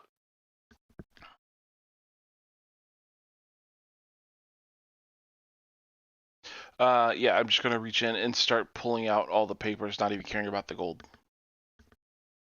This lightning is gonna keep coming at you. That's fine. I'll keep making deck saves. There are a total of 3 scrolls and 2 books. Well, I would like to pull the books out first. All right. Dex save for each, please. Deck It's the save. touch that does it. Deck save. Told you All I'd make right, both my checks. All right, you have the 2 books. Uh, One. I'm sorry. Quick little finger through them, see if they're what we're looking for. One of them is. It looks like the formatting. It appears to be some sort of scholarly book, but it's in a language. Well, actually, maybe let me take that back. What language does he speak? What languages don't I speak? Undercommon, Elvish, Common, Dwarvish, and Infernal. Common, Dwarvish, Elvish, Infernal, Undercommon. Okay, it's in a language you don't quite recognize, but the formatting of it doesn't appear to be arcane in nature or anything like that. It looks like it might be there's some sort of history book or instruction manual or something like that. Very mundane. The other one, you're pretty certain this is it. It looks like wizard spell books you've seen in the past. It's covered in arcane symbols, things like that. Great. Throw them both in my bag and begin to head out. All right, got what You we gonna need. tell us? I was about to. I was saying, got what we need. You guys are welcome to anything else in there, but I'm gonna get this out of here so we can get this solved quickly. Onward, child. Follow the dwarf. I mean, there's still Okay. 3 skulls and money in there. Tenzin will try and like grab some of the coins. You guys are incredible. All right. Make me a. You know what, Tenzin? Make me a dexterity saving throw Holy Against moly. the trap. against the lightning. Oh my So God. because I have danger sense and I can see it, I have advantage. So I have a 20. Lovely. Nice. Is that how that works? I don't think I've ever heard a barbarian claim danger sense.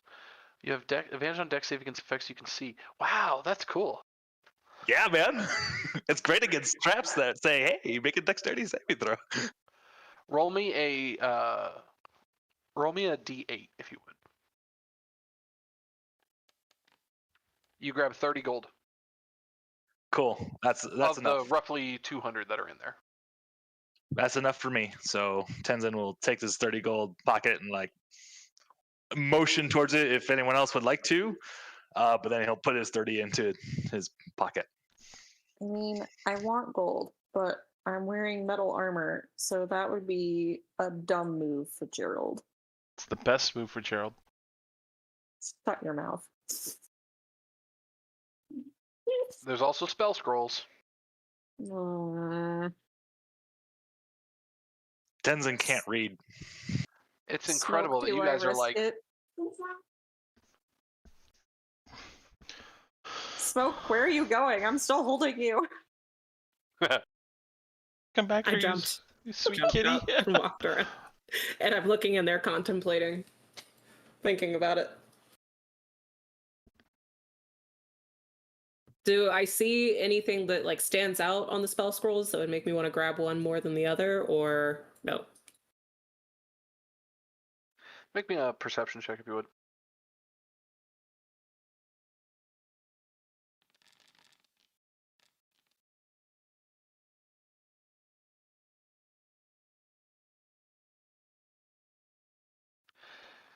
As you're looking at it, trying to see what's in there, you notice off out of the corner of your eye, you see every time the lightning goes off when someone's reaching in there to grab something. First the professor, and then Tenzin, and now that the specters aren't assaulting you guys, as you're kind of looking at this go off, you see the arcane symbols kind of point towards something at the base. Well, it's like they follow a chain, like the symbols make a sentence or something, and you can see they kind of go down towards something at the base of the pillar, and you look, and there's a small depression there at the base of the pillar, the far one over here. There's a small little lip or depression right at the bottom. Bending down and looking a little closer, you're like, oh, this is some kind of button. I'd take a dagger out and push the button. You hear a click. Nothing else visibly happens. I'm gonna tell Tenzin to touch the box. Because do you give me the doe eyes or the kitty eyes? Absolutely, I do. It's like, oh, okay. And then like preparing for it, he reaches in and tries to grab some more coin. All right, deck save, please. With danger sense. I already critical. Beautiful. So Incredible.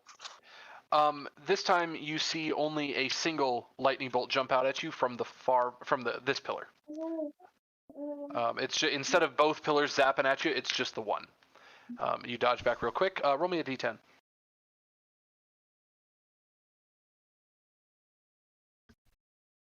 Do I see a similar depression in that other pillar? This time it's real easy. You scoop up like 50 gold. cool. Looking down at the other one. Yeah. Yeah, actually, looking at it, it's kind of mirrored now that you know what you're looking for. You see a second depression and a second button. I'm gonna push a button. Click. And now I'm going to reach into the box. Fireball. No, I'm kidding.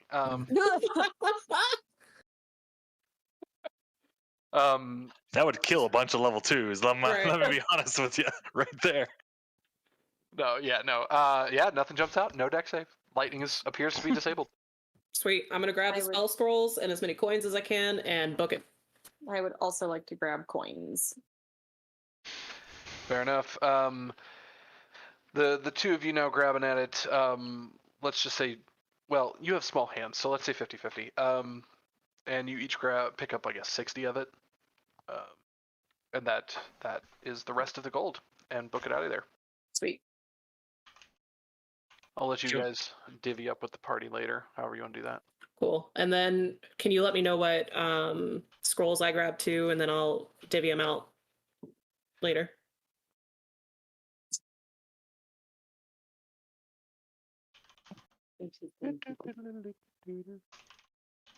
Ah, that's why I was muted. You are not a spellcaster or proficient in Arcana, are you? No. We may need to examine these later. Was there a false bottom on this chest, just to make sure? Sure, investigate it for me, Thoridne. Oh, great. Yeah, and investigate. I'll That was assist. perfect. Oh, wow. Thank you. Wait, can I cast guidance On yourself? Yes. You can. Absolutely. All right. So let's go ahead. First off, investigation with my -1 advantage. It's a 13 plus an extra d4. Yeah, it's okay. You can ignore the womp womp because that's an advantage. It was just a 1, so 14 total investigation. Now, the two of you kind of look it over for an extra second now that the lightning has stopped zapping. There doesn't appear to be any false bottoms or anything, especially since the professor seems pretty confident. You have the book as well. No, All looks right. like you Yeah, picked this let's clean. leave. Yeah, let's go back out the way we came because we know all the traps are deactivated, and meet the guy at the boat. Run That's away! long gone. I would like to grab one of the shiny purple rocks on my way out. Oh no. God damn it. I came Okay, over just- here just to make sure he wasn't going. Did you actually run off away from the group, Professor, or Yeah, just a little bit. was everyone kind of walking together? Because they hung around for an extra little bit checking out the chest. I would have walked in through the poison room, and when I saw they weren't following, I would have waited there for a few minutes, and then took off.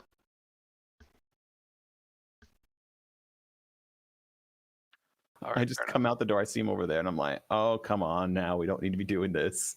And now something's about to happen, isn't Spoke, it? I'm going to back you up real quick just to discuss. So you guys come out here, and the professor actually takes this direction, not the way you came in.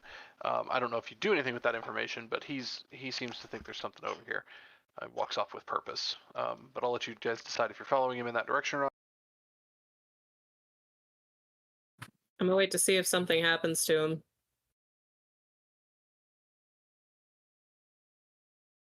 Where the I hell did came my this way map to be go? like, we should just leave.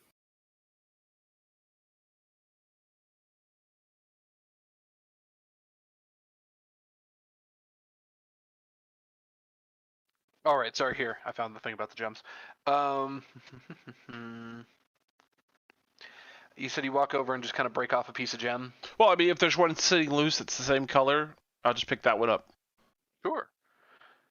Yeah, you go over and pick it up and kind of stare at it for a moment, looking at the coloring, and if you can make me a charisma save.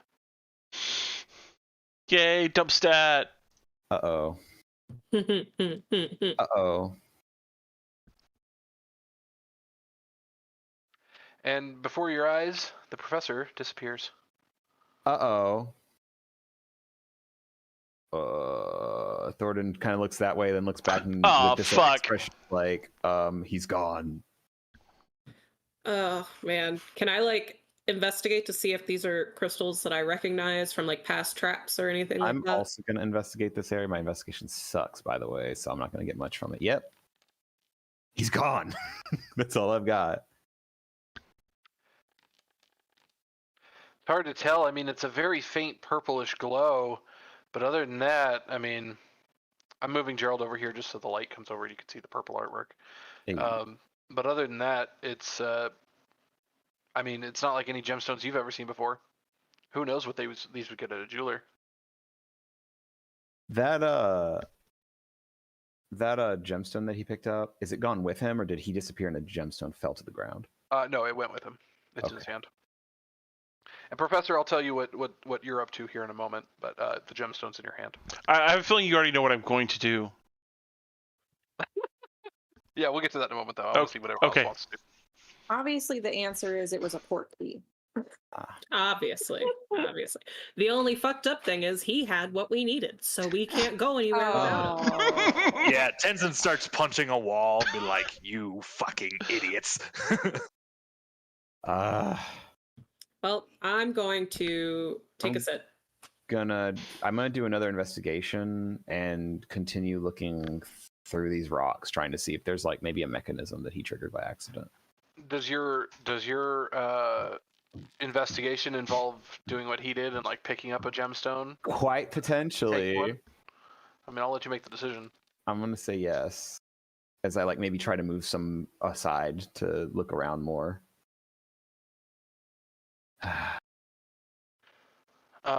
This is for you, Stemmy.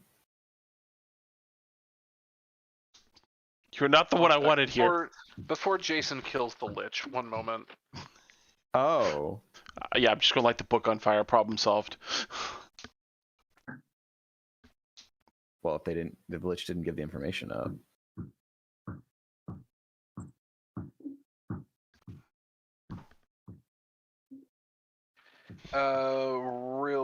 Let's see.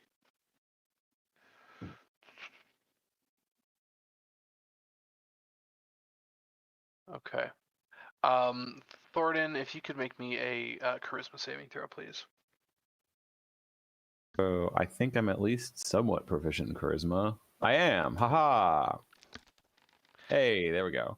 Nice. There it is again. Oh my god. It's beautiful.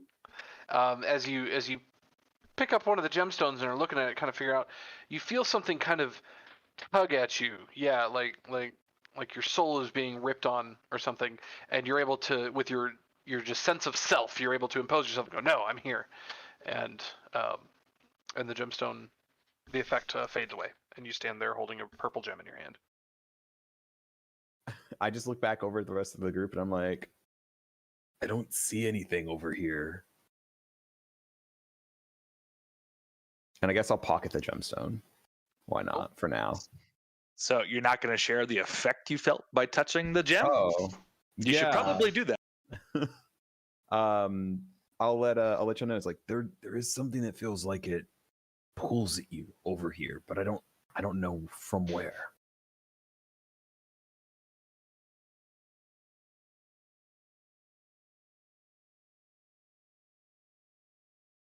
All right. Yeah, I don't know what else the rest of us are going to do. We're probably going to sit here and talk for a little bit. Yeah. I mean, So I could just take another gem and see if I get. Can I use that second investigation I rolled and base it off of the information that Thoridne gave us to see if I can figure out what the hell happened?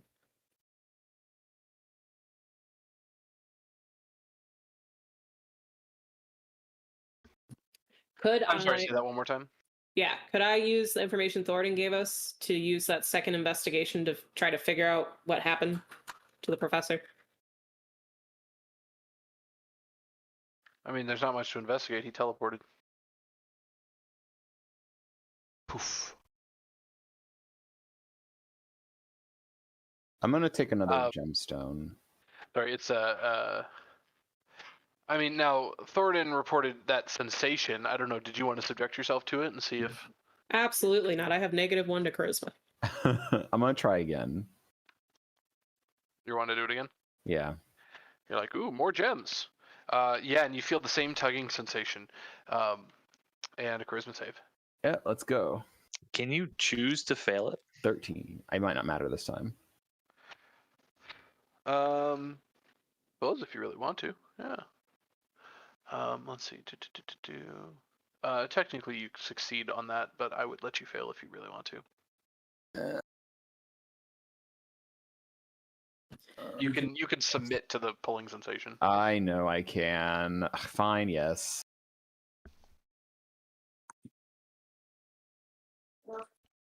Now I have 2 gems. Sorry, As it's really rough to go back and forth. Like I'm sending Jason information of what he's up to, but then I have to use this fucking push to talk. It's like driving me nuts. Well, as he disappears, I'm going to take the rest of the coppers out of my pocket and just give them to Tenzin. What kind of gemstones are these? Are these amethysts?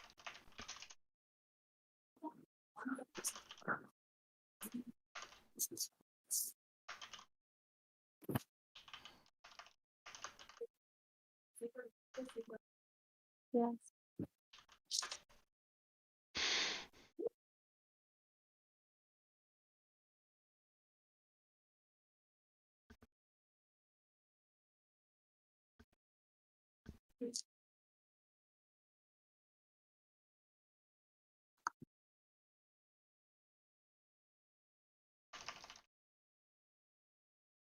That is what he said these were, right? They were amethysts? Are they like weird quartz? What are they?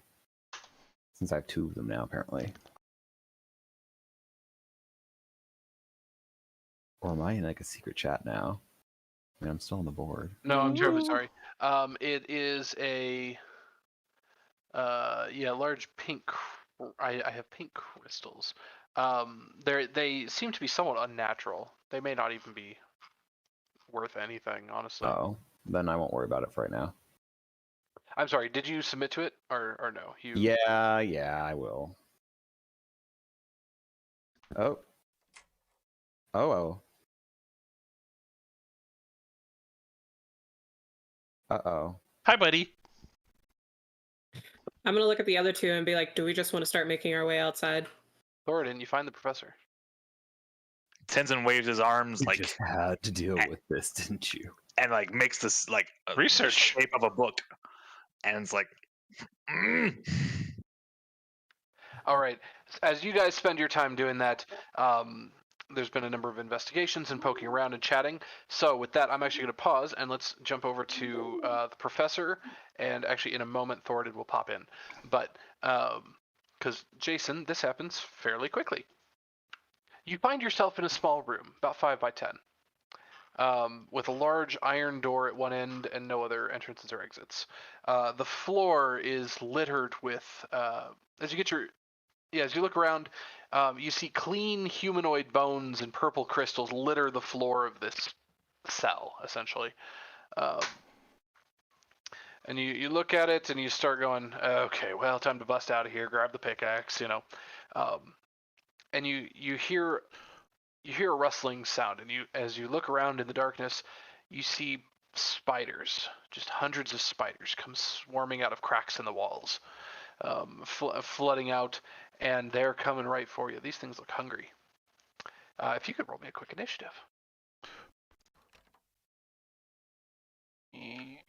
Fight or flight. Here we go.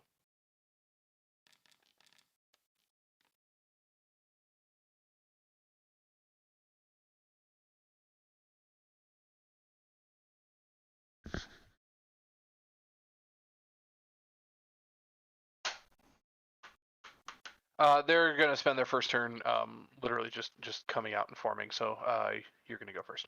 Yep, one big swing of the pickaxe on the side with what I assume is the hinges, and give it a yank.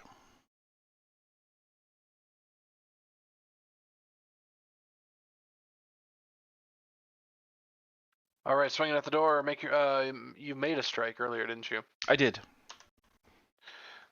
That was Oh, it wasn't a very solid hit. But you could try again to damage it. Also, if you get fed up with, or if you think it starts taking too long, you could just try to force the door open and shove it down. well, I'm trying to use. What I'm trying to do is I'm trying to use the pickaxe for leverage to pop it open. Oh, I see. In that case, make me a strength check with advantage because you're using a appropriate tool. That was incredible. What's up, son? Let's go. DC 20. That was incredible.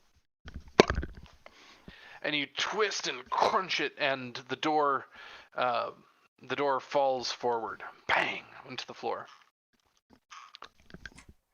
Take my hat off, dust it off, put it back on, and step out. And the insects keep swarming at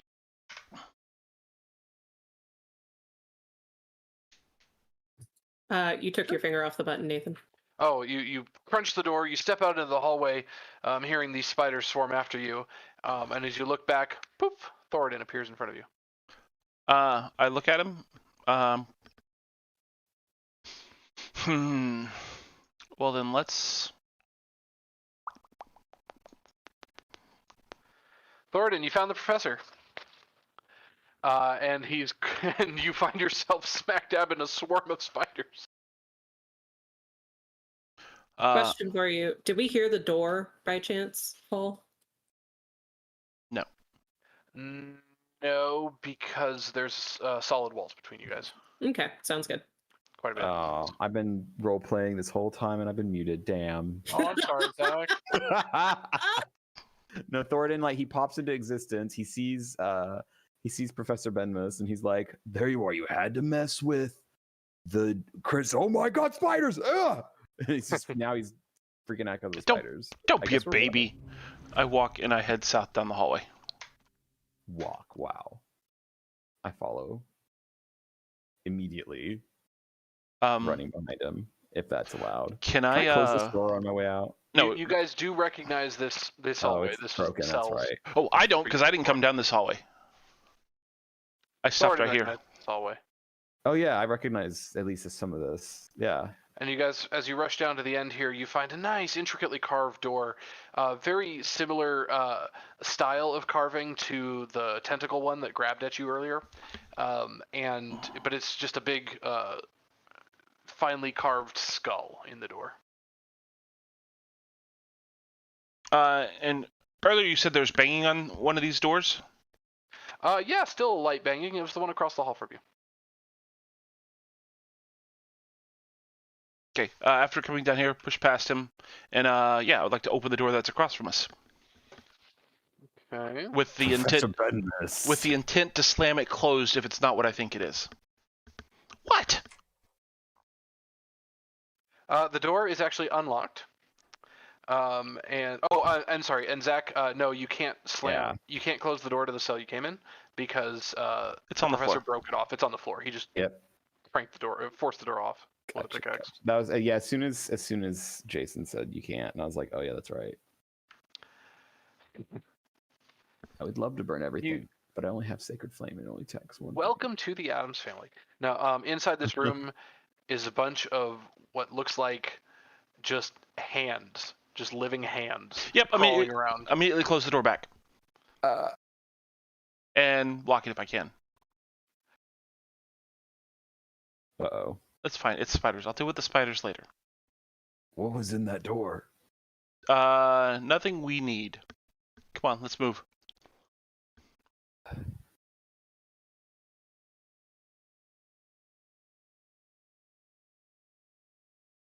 The game is paused. Nathan, you didn't hit the button. I promise we'll get you guys. Yeah, we'll get you guys back into the action here shortly.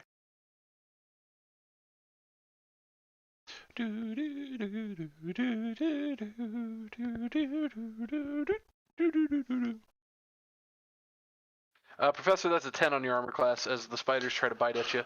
Yep, nope, that's 13. 13, awesome. Your turn again. Which way are you guys going? Well, seeing as I went down there, there's a big scary door, and Thoridne seems to know this area. Just going to go ahead and double move. 10, 15, 20, 25, 30, 35, whoops. Thoridne just watching 40, the professor run away. 45, 50. Come Come on. Spiders. Well, I told, come on, let's get out of here. Yeah, that's what the I'm gonna do. spiders take an opportunity at Professor. I guess at Professor. Yeah. That's an 18 for 5 piercing damage. Okay. I've got the crystals in my pocket, and no. And you guys just take off sprinting? Yeah. You're easily faster than the swarm. So if you guys just take off double dashing the whole time, you're gonna outrun it. Okay. Yep, double dash it and get back with the party, and then leave without touching anything else. All right. I guess I'm gonna also trigger an opportunity attack. No, one reaction around. So you follow me. guys I kinda triggered split it. You can run past it, no problem. Yep. Here's All a right, I'll question. drag you guys back over. They're dwarves, so are they actually faster than the swarm? That's a good question. All right. So seeing the professor, Tenzin walks up to him and smacks him on the mouth. The two of them come sprinting down the hallway, and then another dwarf. I found him. Full on old man wheezing at this point as I come out. Mhm. Whew, haven't had that much Yeah. fun in years. And as you're wheezing, Tenzin's fist, bam, right into your jaw.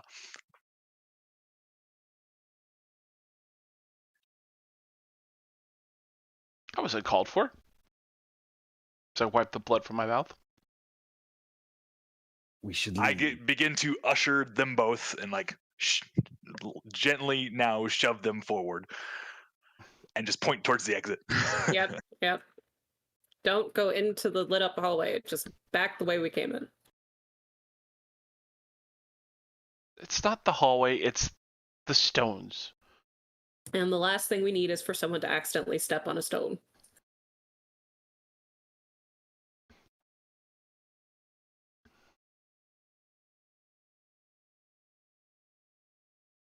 All right.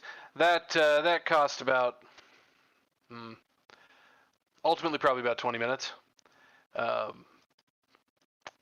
let's see. So you guys are a little over an hour in this whole underground area, which is still comfortably within the time frame the Harpers gave you. Probably a fair bit of injuries, but yeah, to make it. And where is?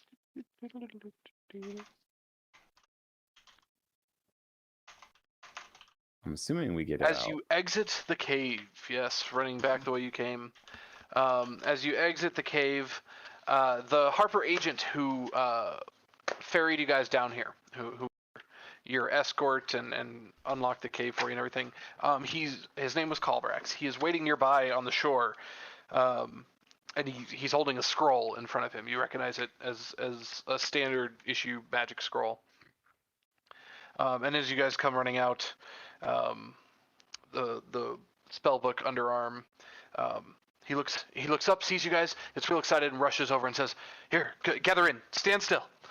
This will only take a moment." And he barks that out before uttering a quick incantation off the scroll. In a flash of blue light, you feel your bodies being tugged, and you're all teleported away to a circle of runes somewhere on some forest floor. Dark pine trees with, just enormous spider webs block out the sky above you. Nearby, there's injured and dead Harpers laid out on stretchers, and the remains of skeletons and zombies and demons and constructs and more just litter the ground nearby. This makeshift triage camp here. Before you is the monolithic tower of black stone that Zaldara lives in. So you guys are somewhere in the woods nearby, outside of the Lich's home. The smell of flesh burning and the ring of steel emanates from closer to the house. Looking around, you see Remelia Haventree look up from tying off someone's tourniquet, and she sees you guys, and her eyes light up recognition, knowing what you guys being back means, and she shouts, "Stay here!" And the elf, as she stands up, she turns to run towards the house, and you see her left leg is crisp with burned flesh. Her right arm is limp and kind of bleeding. But she runs partway back towards the trees. You don't lose sight of her. She runs partway through the trees back towards the house and screams up at the tower, "Zaldara! It is done! We have your spell book!" I scared the dog. Professor Bimus is on his Sorry. knees and he's just vomiting. Sorry, doggo. An instant later, after she shouts this, there's a terrible crack in the air, and appearing before you is a woman. She just apparates right there. A woman with a face that is half very beautiful, and the other half is just a skull. Uh-oh, did I make him mad? I'm sorry. Okay. Half beautiful face, half skull. But despite her ragged breath and multiple fresh wounds, this lich is clearly still a force to be reckoned with, right here in your midst. She points a finger at Ramalia and lifts her in the air with magic. And then, with a flick, drops her back to the ground. Ramalia hits the ground, and her head turns just immediately unconscious. Did she The just lich, get finger of death? not figure of death, more like just lifted in the air and dropped. Okay. With magic. So Ramalia hit the ground and knocked out. A number of the Harpers look on with a little bit of fear. This is the camp of the injured, but the Lich turns and looks down at your group, her eyes searching, and they focus in on the professor and goes, who is vomiting, apparently. Looks in on him and goes, "I'll take that." She holds out a hand. I pull out my thunder twig, or was it? Yeah. I pull out my tinderbox and strike one. Will you now?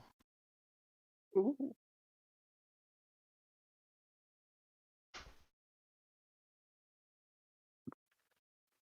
Let's see. Let me reread all this. Yes, I will hand it over.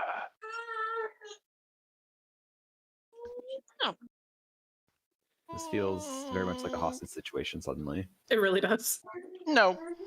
Professor, insight check, please. Insight. Hey, I'm trained in that one.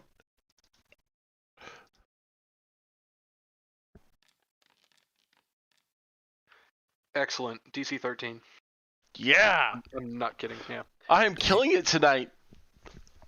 On the one hand, she looks pretty beat up. She has clearly taken a lot of hits from the Harpers tonight, and is looking very exhausted. But on the other hand, it's a lich. So, yeah, you might have a chance to survive if this goes poorly, maybe. But it's also just a reminder you are in a very tough negotiation right now. Lit match, spellbook, close together.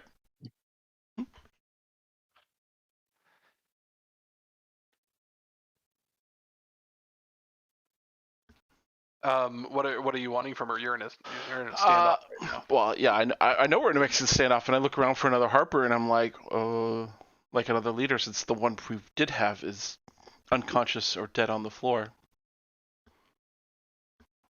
I guess I'll throw it out. I'll give this back on one condition.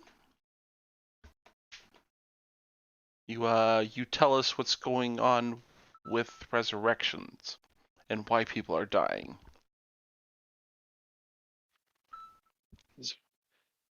Dying? You mean the soulmonger? Yeah, sure. What's that? Make me a intimidation or persuasion check, your choice, please.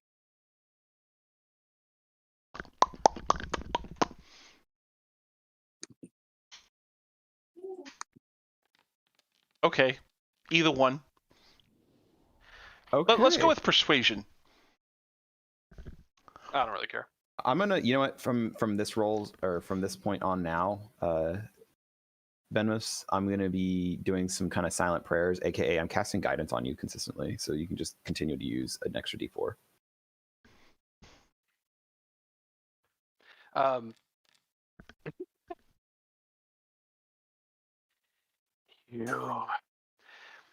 You wish to know of the soulmonger, and you will return my book. Absolutely. I have been researching this. It is disruptive. I do not know what is causing it exactly. Only that it is some necromantic device. Ungodly. Its purpose, I do not know why it exists, but it consumes souls, takes them at the moment of death. It's very frustrating. I cannot claim souls for my phylactery while it exists. But why it wants them, what it's gathering the energy for, I know not. It's somewhere to the south, far to the south. It's on the island of truth, if it's still an island anymore. That is as close as I've been able to detect. I dare not leave the woods. But it is there, there's something going on. It's magic like my own, but not quite. Now return my book. I look at the party. Actually, as she's talking, I like wiggle my hand that's holding the tinder box match that I lit, so it goes out. Any final questions? Yes, going once, going twice. Are we going to be able to leave here without any further casualties? You came to me. Not of my own free will. I did not know I was going to meet you today. And I would like to kindly back the hell away. Points to his vomit on the floor.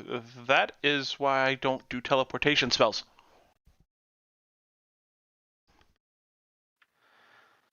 Leave, and leave the book. I'll nod at the professor, like, yes. I set the book down gingerly on the, I guess if there's like a nice stone or something so it's not in the mud or anything, and back away from it. A single skeleton comes stepping, non-threateningly, stepping out from some of the trees from the direction of her keep, and it just casually approaches by itself. Okay, and she floats backwards. I'm gonna look at all of the other like harpers and stuff that are here and be like, we need to leave like now. We got what we needed. The skeleton comes for the book, Professor, where you set it on the ground, and assuming nobody does anything. I'm not doing anything Yep, to this. hands behind the back, rocking back and forth on my heels. I'm gonna go back over to Romalia and like get her. If back anything, up. I'm gonna stand next to Tenzien and the boy, just in case one of them gets jumpy. I'm gonna go do some healing on Romalia. The skeleton grabs the book off the ground and turns and walks back towards the lich. And as it reaches the edge of the little clearing here, she floats down next to it, reaches out, grabs the skeleton by the arm, and then the two of them disappear. The lich and the skeleton.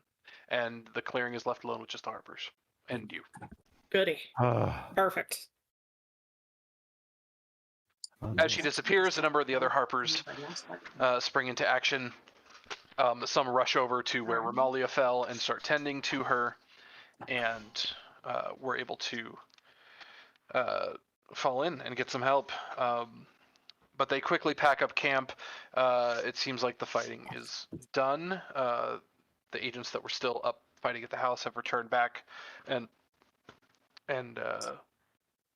get the word that it's over and we need to get the hell out of here. And with that, you guys are able to, let's see.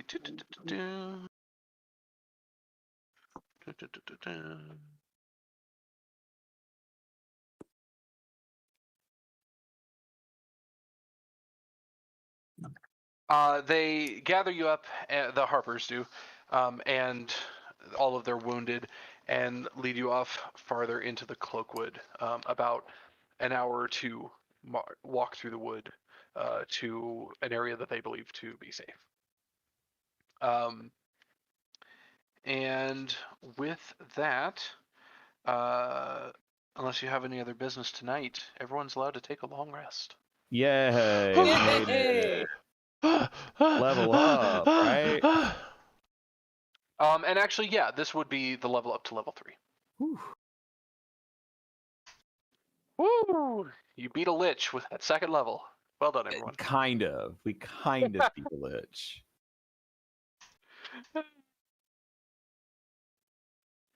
The next morning, as you guys recoup and get some food, and things like that, you are approached. Let's see, you're approached by Romalia as well, and it appears that Syndra has made her way to the camp. Syndra Sylvain, the lady who you met at the funeral, who was starting to waste away, introduced you to Romalia. Yes. What, Okay. what is this? I got a message. Oh, that's not important. Okay. It seems she actually came down to the Cloakwood as well, but she stayed way back from the fighting. And she, Romalia, approach you. Romalia walks over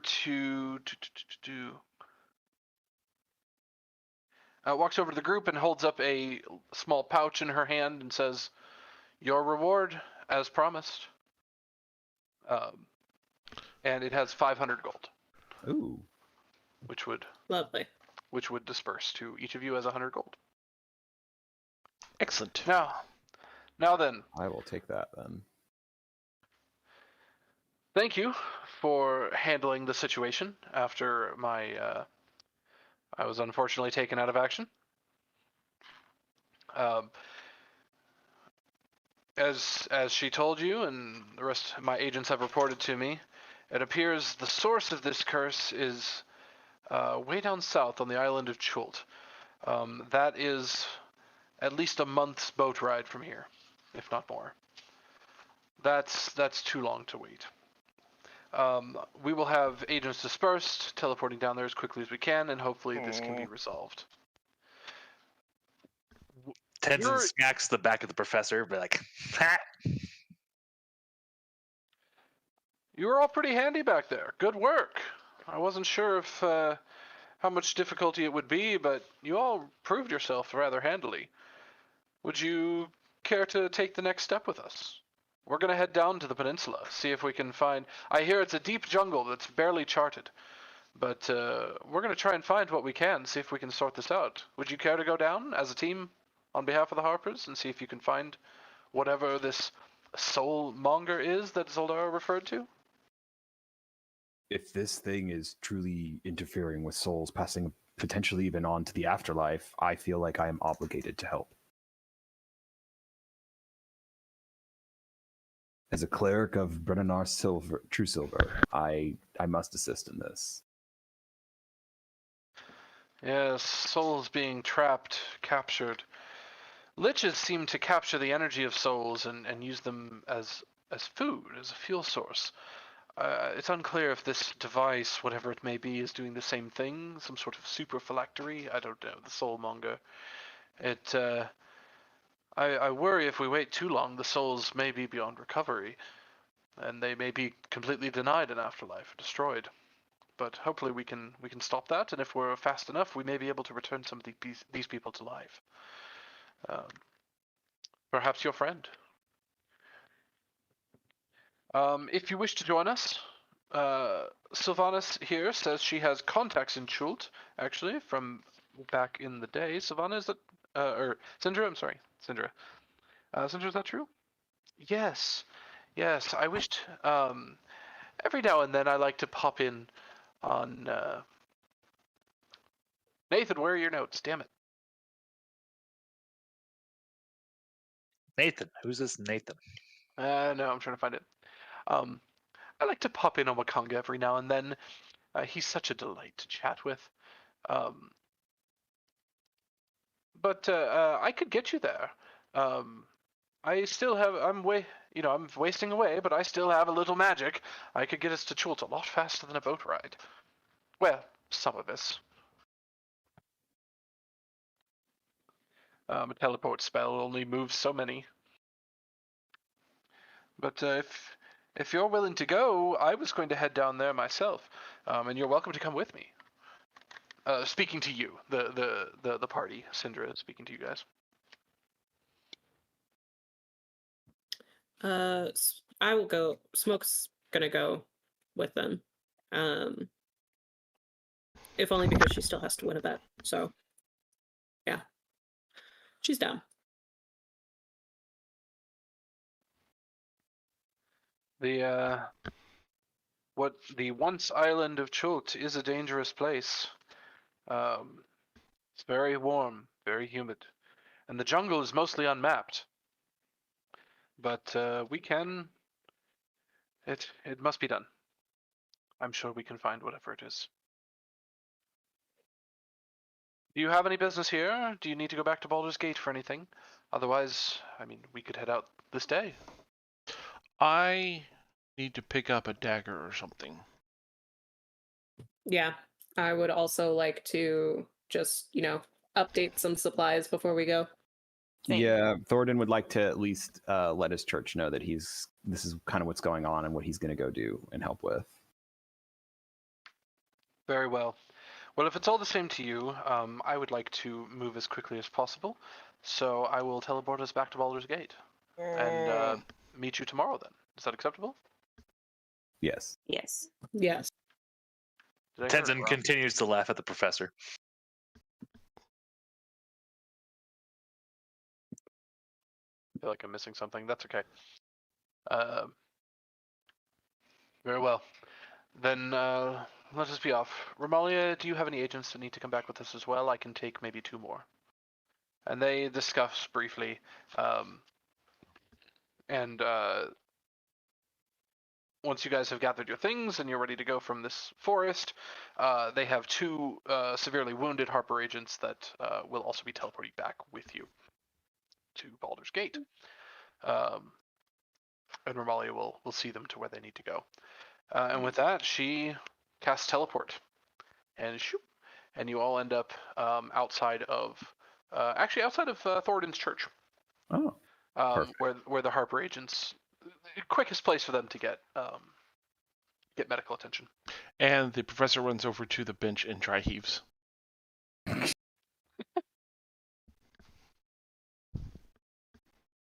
Tenzin. Did we get a cut of the pay before this quest started? Like, that I forgot to add? Healing potion.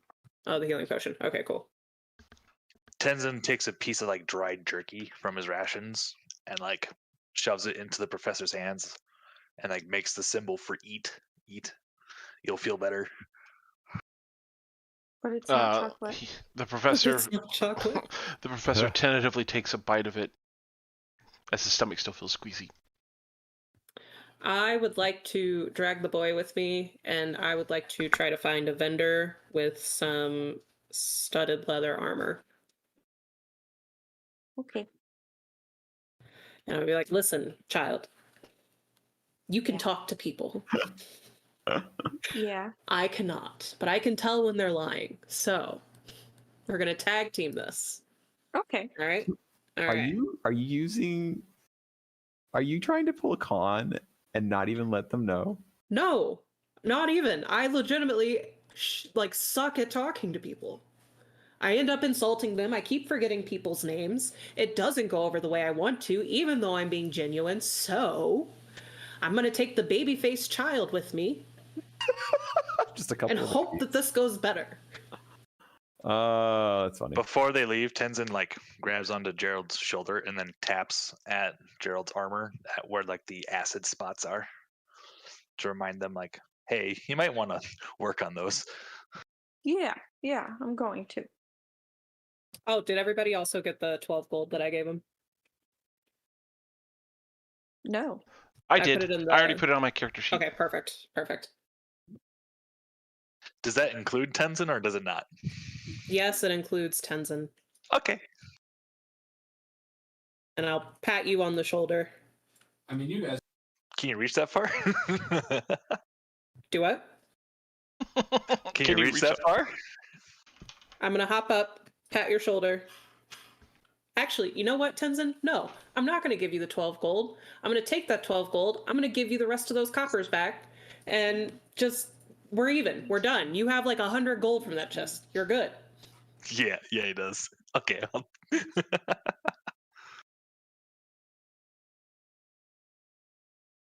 Okay. But that's my big thing before we bounce off. I want to try to upgrade my leather and maybe pick up a couple more potions, depending on how much they cost. And some more arrows.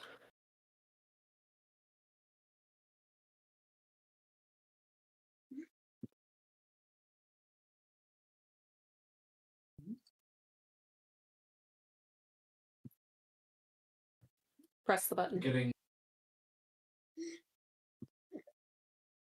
Sorry, my headset was physically muted. So even though push to talk was on, it wasn't doing anything. Yeah, just let me know whatever mundane purchases you're making, as we need to, our weapons, armor, ammunition, things like that. There are healing potions for sale, but they go at full price, 50 gold. So, I guess you have gold for that, if you really want to spend that. Other than that, yeah, just shoot me a message with whatever mundane stuff you want to buy before we head out. You have 24 hours in town to get your affairs in order before Syndra wants to take off. I shot you a message of what I was looking for.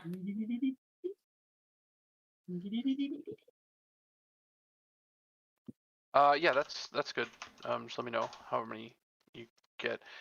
Potions are pretty expensive. Like I said, cheapest one is healing potion. They're going 50 gold each.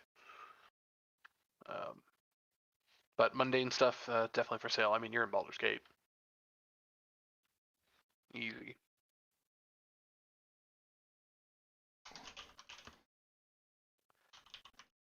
Discount on the leather because of your small size, but then premium on the labor because you're small size. All right. Even if I have the baby-faced boy to talk for me and try to persuade them to bring the cost down? Yep. All right, fine. How much is it? Oh, I don't know. I'd have to look that up. Let's see. Tenzin would like to go to like a weapon shop and like pick up a maul as well. So he has a maul and a great axe if he needs it. Sure.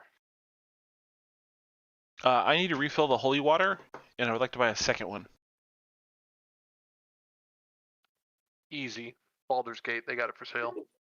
Yeah, they're 25 a piece. And then I also want to buy a short sword.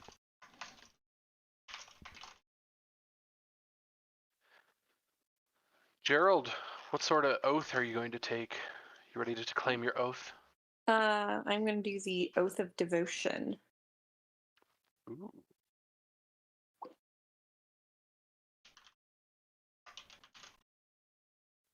If I try to sell them my other just plain leather armor that I had before, how much would I get back for that?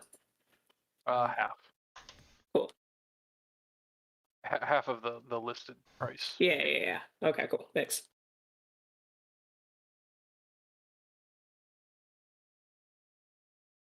Let's go turn your room.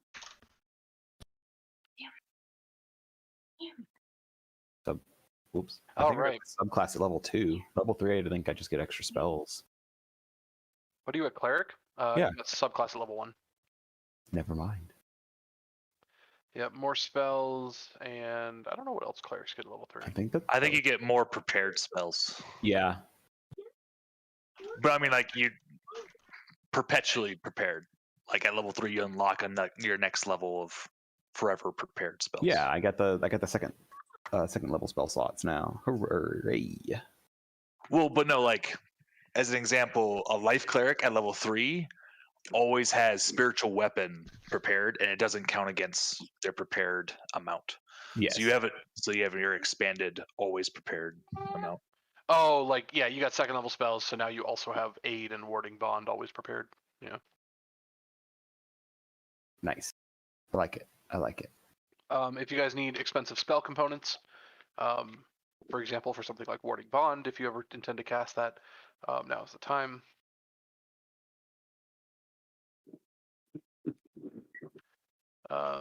If you have the gold, of course. There are some things for sale on Schult. A lot of mundane equipment can probably be purchased there as well. Syndra will tell you this. But as it is a hot environment, some things may be less available than others. And that's just the nature of the tropics. Like heavy armor, because that's really hot.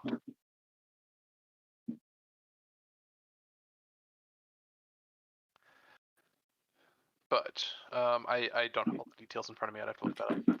Anyway, Question for the DM. Yeah. What is our planned end level?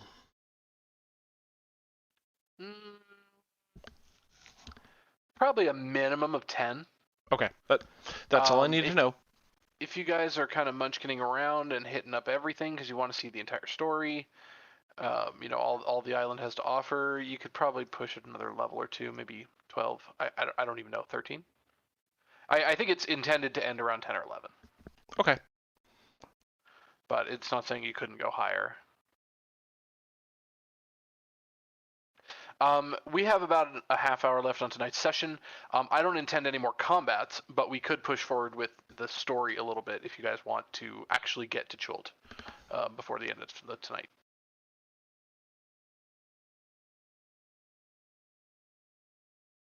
I'm good either way, but this also somehow feels like a good stopping point, unless you want to like kind of end it that us literally arriving on Chult. That's not a bad stop to stop. Yeah. Yeah. Let's go for that, because then we can figure out how to also add Michelle's character, because she should be back next week.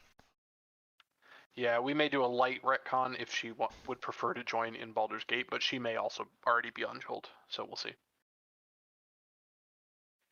So, and we can of course discuss more about what happens in this 24-hour period. If you guys need help with leveling up or getting mundane equipment or whatever you want to do, none of that should be affected by this. As you gather up with Syndra,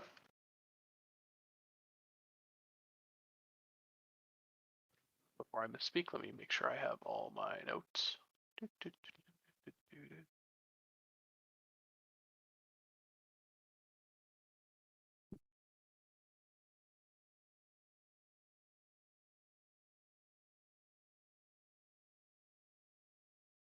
Oh, and Zach. Yeah. You can do anything fancy with that shield? You're just gonna wear it as a shield? I guess I would like to get it checked out and see if there's anything worth on getting identified, if it's anything special. I would also like to get those scrolls that I found identified. Yeah. I completely forgot about that shield. Thanks. The scrolls are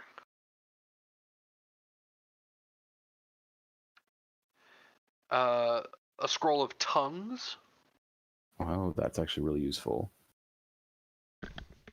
A scroll of protection from evil and good. Okay. And a scroll of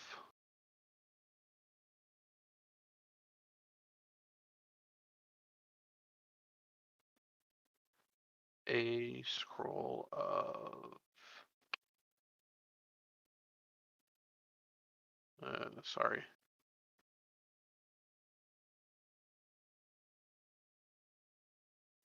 These are crappy scrolls. Let me give you something better.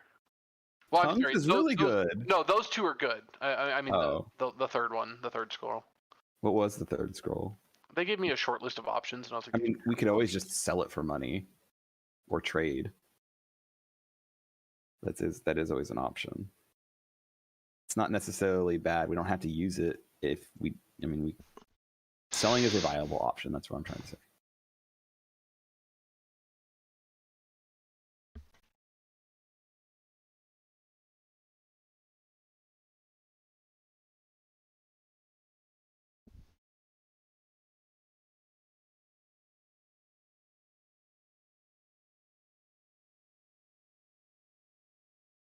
Make a noise, I'm still here, just looking at stuff real quick, making sure I know what I'm giving out. That all seems fine.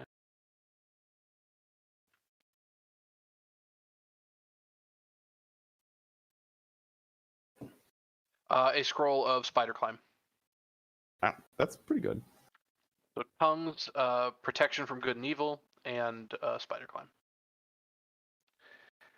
The shield, one of your fellow clerics helps you get it identified, and it is in fact magical for one. It is before I misspeak again. Stat on it.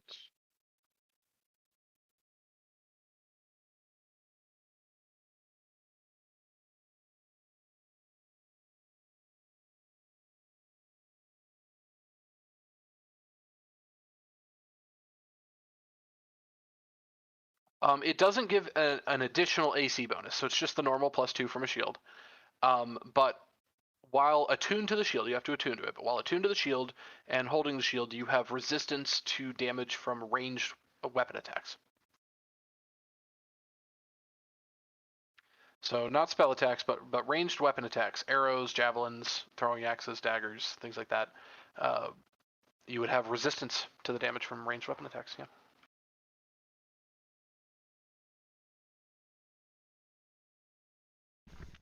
Hey, during this 24-hour period, I would like to do a research on the island to know what I like. Is there anything we should make sure we bring or we think we'll need? Wait, hold up. What was the shield called again? I'll message you, Zach. Okay, thank you. That actually works perfectly.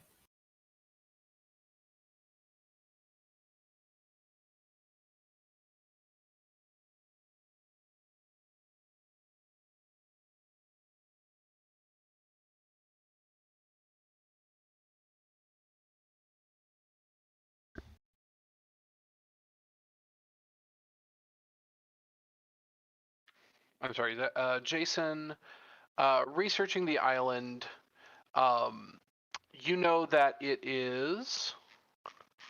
I'm sorry. Some of this you're able to spend your time researching, but you don't even really need investigation. Some of this you get from flipping through notes and tomes that you have access to, both at Stefania's place and in libraries and contacts you have. And some of this you guys will get from Syndra as well before you head out. Because Syndra is going to provide you with a map that she has.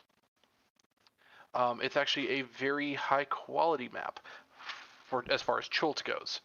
The thing with Chultan maps is that the peninsula is mostly unexplored. It is a dangerous land. It's very deep jungle. It's hard to traverse, and map makers have difficulty surviving. So most of what is mapped and known about the place is along the coast and things like that. So she has a map of what we know. It's actually probably fairly valuable, even this quality of a map. Chult is hot and humid and rainy, throughout the year. The temperature regularly climbs as high as like 95 or 100 degrees during the day. Seldom falls below 70 at night. It's rare to have a day that's completely without rain, but the rain intensity varies from a steady mist to drenching downpours. Let's see. The downpours probably limit visibility and things like that. Every now and then they have tropical storms with sheets of rain, high wind, lightning, storm surge, all that good stuff. From what you can tell, it's highly recommended by most travelers to get a guide when you get to the island, if you're venturing much deeper. No, you don't have any information on any guides that you might get, though. You'd probably have to go there and find some yourself if you wanted to hire a guide. The island features a lot of humans with their own culture. The Chultans are a very particular people. You're probably going to find Aarakocra, lots of strange jungle folk that are hard to describe. And the island apparently features a number of undead wandering through the jungle. There's various theories about where the undead came from. And they seem to have grown stronger in the last 10 years or so. We're looking forward to that. And yeah, let's see. Is there anything else I can really give you? Maybe not.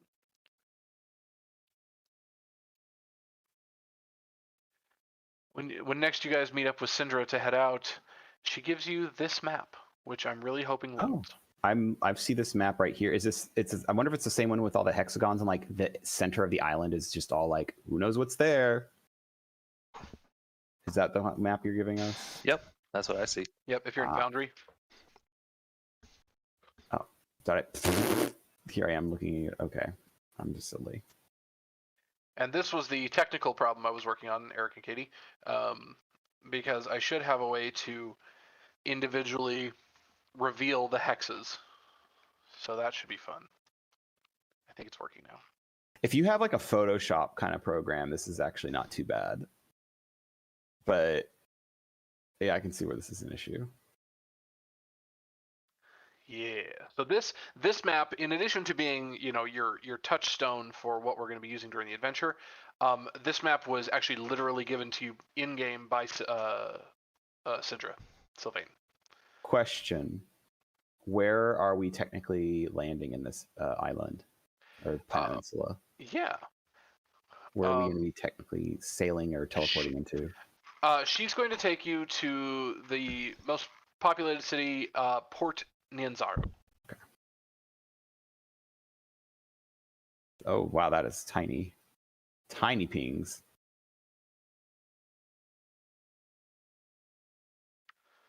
Am I an idiot? Why isn't my ping working? 1 hex is 10 miles. Make sure you're on the right tool. Thank you.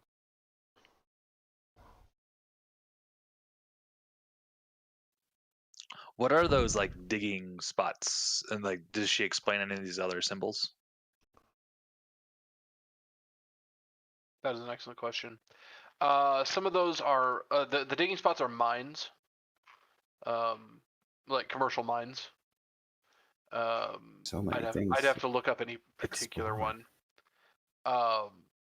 There are a couple of markings, like the skull and crossbones here is known undead territory.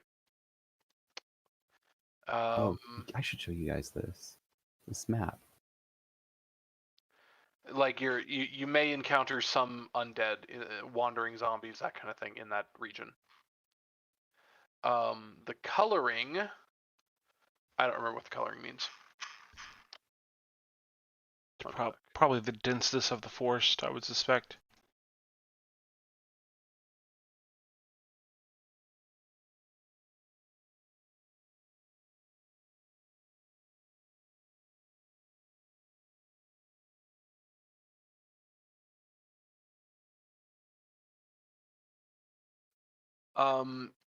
Jason, no, Jason, Professor. Yes. By the estimation of experts that have come before, with the mild travel they've been able to do, you're looking at probably about 10 miles a day of travel. That's probably all the faster you can go. 1 hex. Gotcha.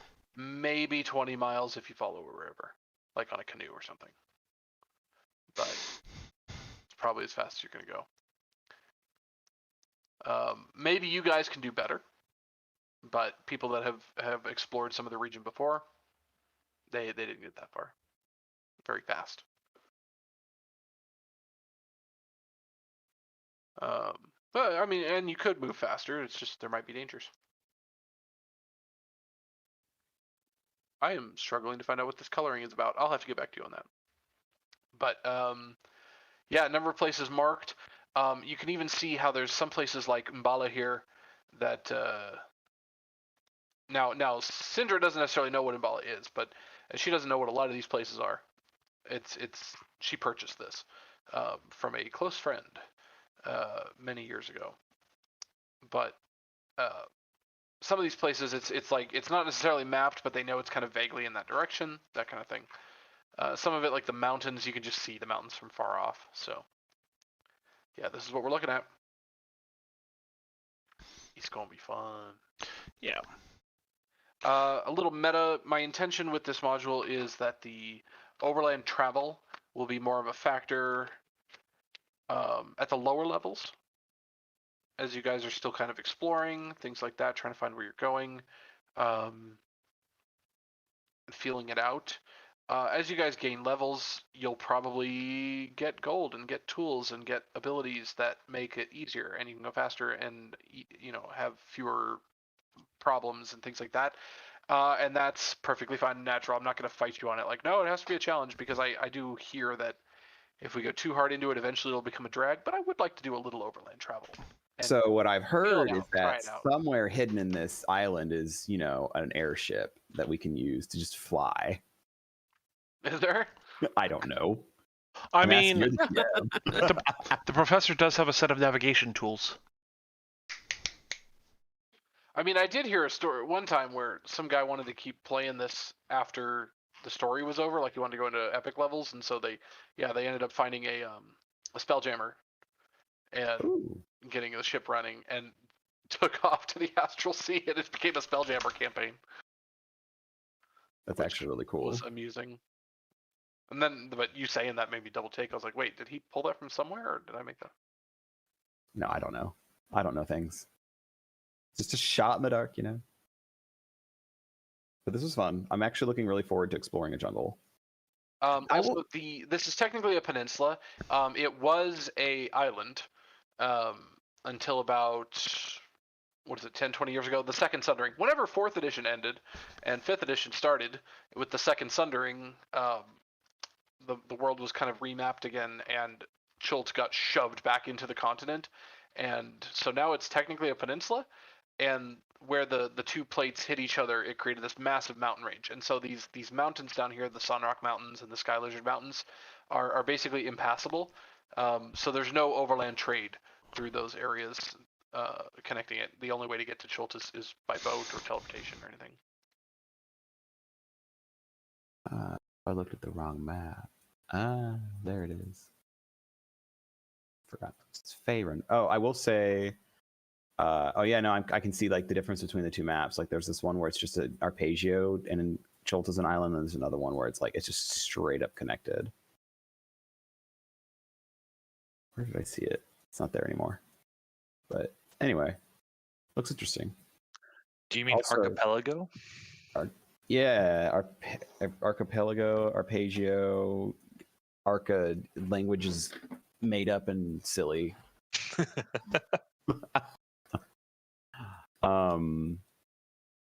And it completely lost my train of thought of what I was going to say, because I was like, So it was an island. Now, okay, now I Exploring. remember. I'm going to say this already, that this campaign already feels way more in tune with, I think, what you were looking for, Nathan, than the Ravenloft one was. Well, and I hope you guys enjoy it too. It's like a little more of an objective, a quest. Like it's open ended. You can still wander around, do whatever you want, but there's a better overall objective. I think we'll see. Well, I mean, already, like I get it. I can feel it from you that you feel much more comfortable and good with DMing this one, and I think that's great. I hope so. Yeah.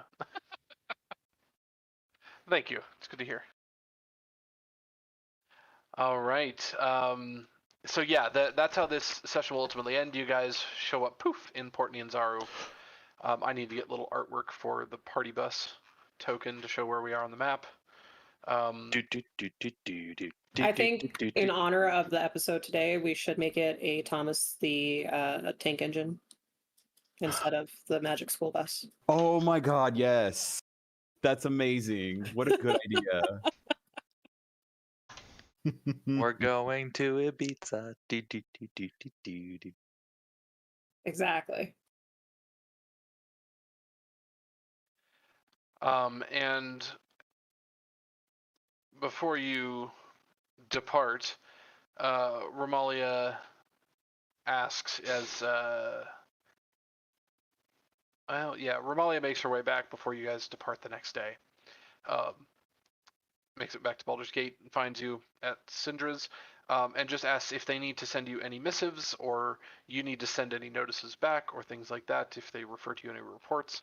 How would you like the Harpers to refer to your squad collectively? Would you have a group name?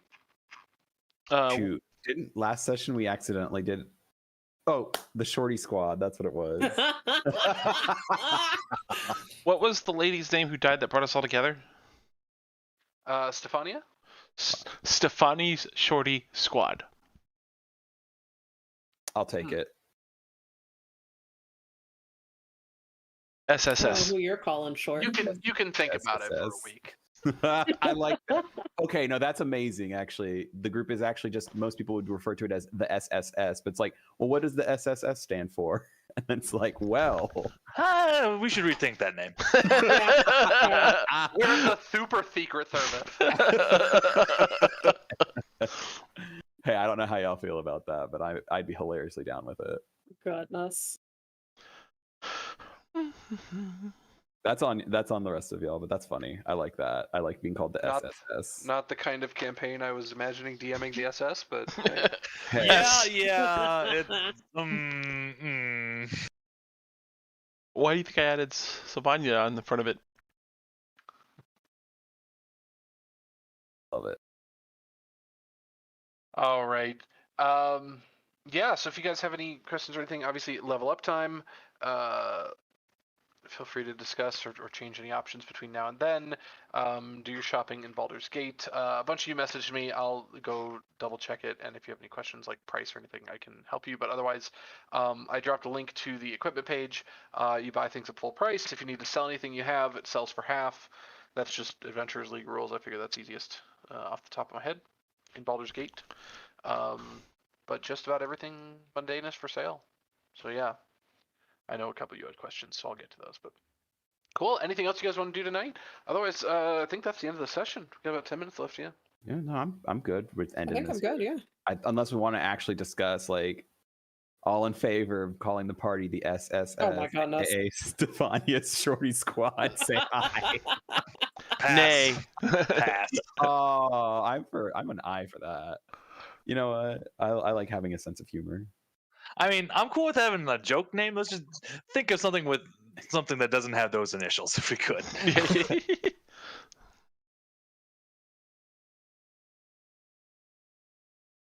That's I can't think of anything else right now. I'm too hung up on Shorty Squad business.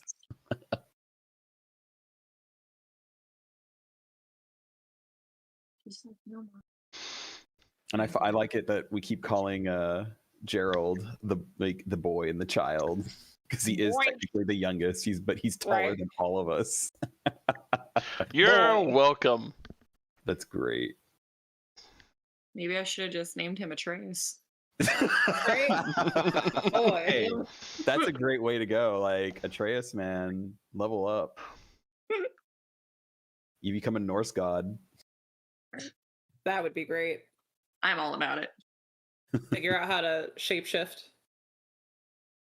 Jason, I was kind of getting vibes of like Loyal, son of Ardent, son of Halan. He's like the tallest one, but he's not even an adult yet. Yeah. Vibes I was getting. I like it. 100%. So, all right, I'm gonna end my stream here. Excellent. Welcome to Chult. Yeah, I'm probably gonna end it as well. But Yeah, I am we're looking officially forward to done. Jungle Times. That's gonna be probably awful and great at the same time.